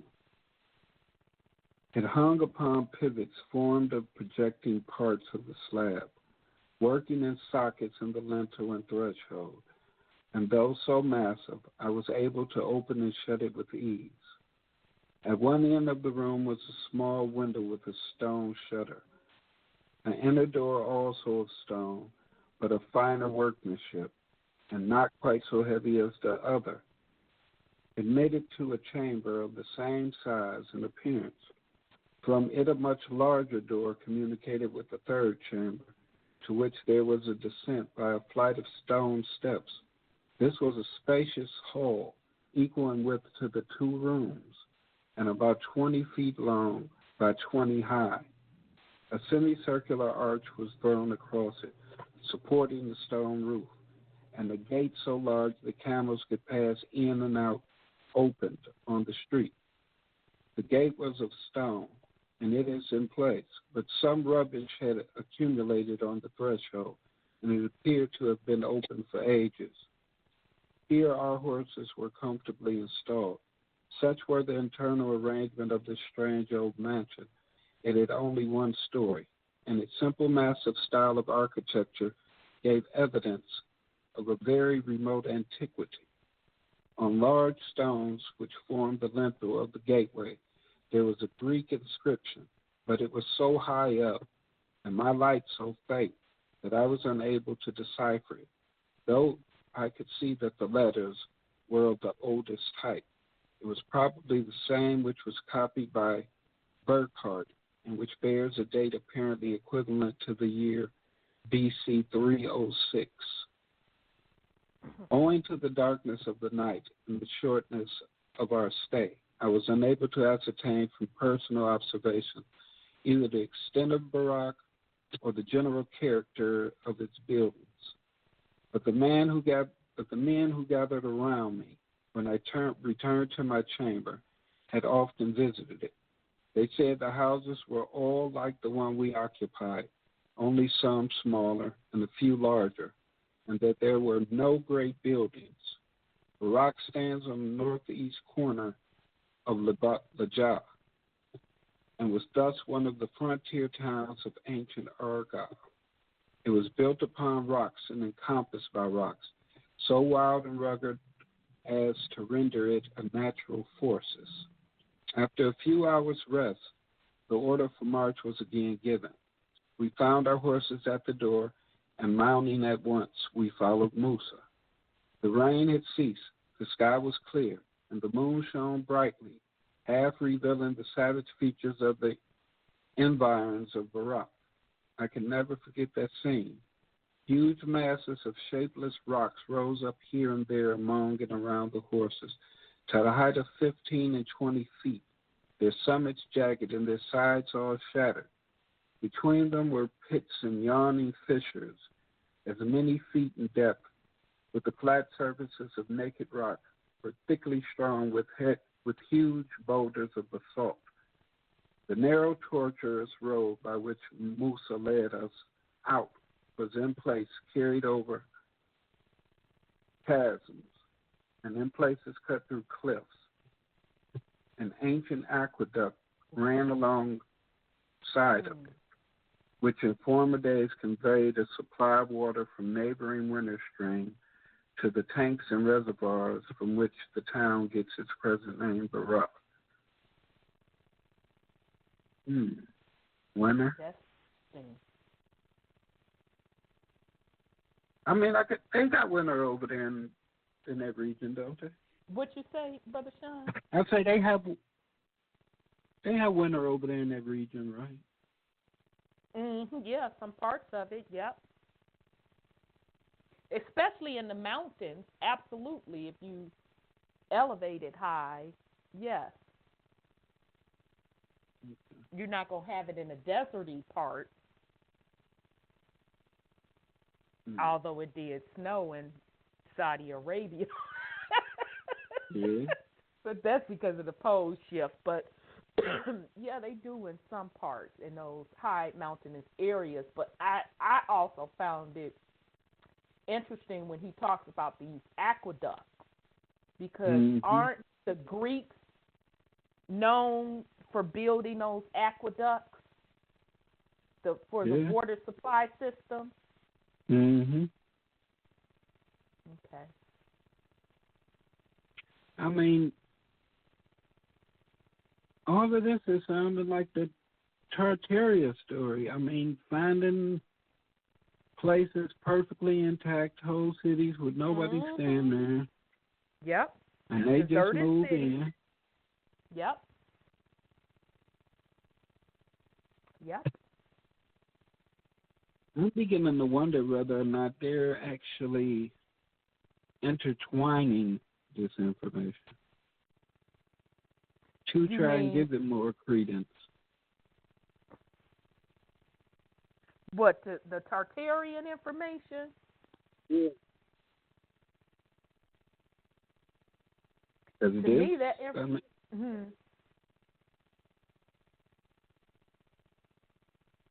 I don't know. It just sounds so It just sounds so much like the same stuff. Yeah, because we know the Tartarian information, they pieced it together from different things. So, yeah, that doesn't surprise me.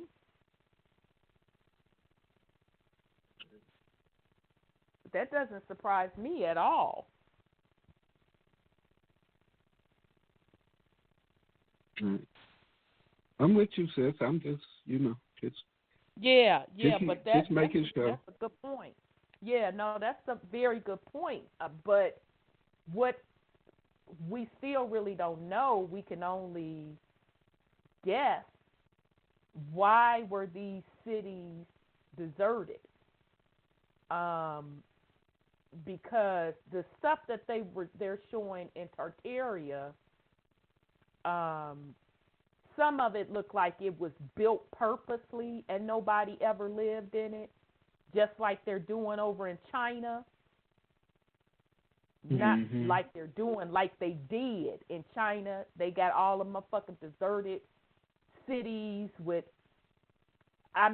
people just literally don't live there, family. Just cities upon cities upon cities of all these high rises and different communities, and no one's ever lived there. They have a very, very small population, and, a couple of people maintaining it. But we also saw the same thing with the Tartarian story, where them showing these deserted cities and where it looks like they were flooded out with all of this mud. Okay, and then could it be that some of that stuff was never lived in? Or could it be that some type of catastrophe struck and people abandoned those particular areas? Or they fled because they knew that the people was coming. Right. Or they knew the conquerors were coming and they fled. Absolutely. And that could be the case too. that could be the case too. Yeah. Okay. What was that? We soon after passed the caravan, which had started some time before us. And as there was no danger to be apprehended, we continued at a rapid pace southward. The dawn of morning showed us the rugged features and rocky border of the Lajah, close upon our right, thickly studded with old towns and villages, while upon our left a fertile plain stretched away to the horizon. And there we observed with surprise that there was not a trace of human habitation, except on the tops of the little conical hills which rise up at long intervals. This plain is the home of the Ishmaelite, who has always dwelt in the presence, literally in the face of his brother, and against whose bold incursions there never has been any effectual barrier except the munitions of rocks and the heights of hills.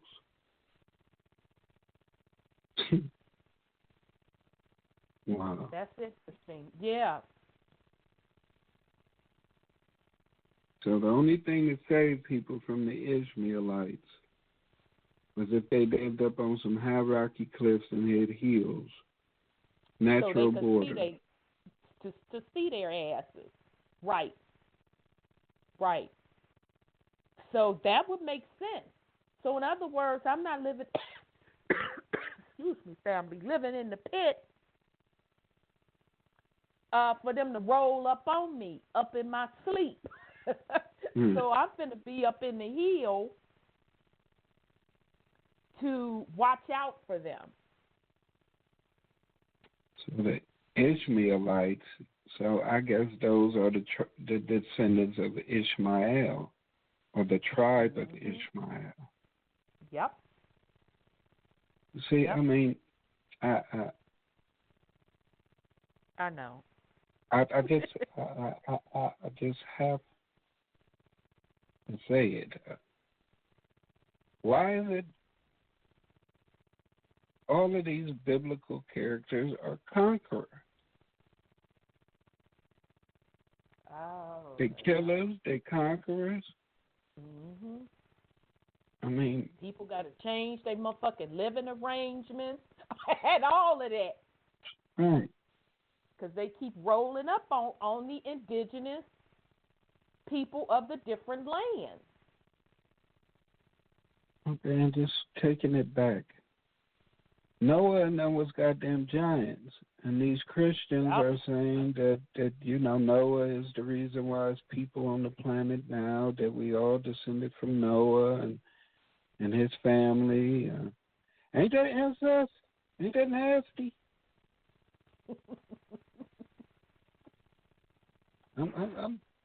I'm just wondering. I mean, and see that goes back to my statement about people taking on other people's identities and why you need to be in the knowing, and you can't get it out of a book to find out who you are. Because so, I mean, once according to this. Sorry, go ahead, brother. So according to this, Noah and them was Reptilians. They was the giants of the land of Bashan. That's what it says. So I mean, and the tribes of Israel killed them. Yeah. I mean, but I'm sorry. Go ahead. Who do God really like? Exactly. They mixed up the script a lot. A lot. I mean, even if we go by the Bible, children of Israel was his chosen. They kept being fuck-ups, so they allegedly had to suffer and keep wandering. But at the same time, while they suffering and wandering, they got the right to kill other people. But, I still don't really like y'all because y'all hard-headed as fuck.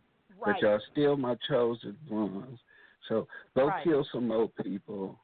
Oh, I don't like y'all. Y'all didn't kill them right. So exactly. Wander some more. Yep. Yeah. Okay. I got it. Yeah. So we're gonna stop there, and I wrote down where we are, page 28, and we're gonna pick back up. Now next week, I'm gonna bring in some. We still gonna keep doing what we're doing, but I'm gonna bring in some additional material where this one guy, he's actually strictly about the Bible and the church and stuff. And I found him on YouTube, and he really doesn't have too many videos out there, but he goes into the story of the giants as well. So we're going to bring some of his material in next week and pick back up with the giants. So we're going to go with last words. And sorry if the family got cut off in the chat room. Oh, well, it is what it is. All right, sis, you have any last words for the family? Well, this was an interesting service here. No, this was not service, but it was an interesting topic. You know, because if Noah was a giant, then Adam and Eve were giants. They were all giants. And that's why I picked it. Like I said, the first couple pages, I said, oh, shit. Yeah, we got to go over this. Yep. And then David could not have been a giant. They done rewrote that script because he was descended from all of those. So that's kind of weird. So this is sobering, to say the least. Yeah. I hope we can. Yeah, it's pretty interesting. Yeah, it's sobering. It's pretty interesting. So we're gonna keep going through the journey. So family, thank you for being patient with me for my being gone for 2 weeks. But as you can hear, Sister Allergies was kicking her, and thanks for being patient with the technical difficulties. I see this is going to be a series where I got to have several backup devices ready.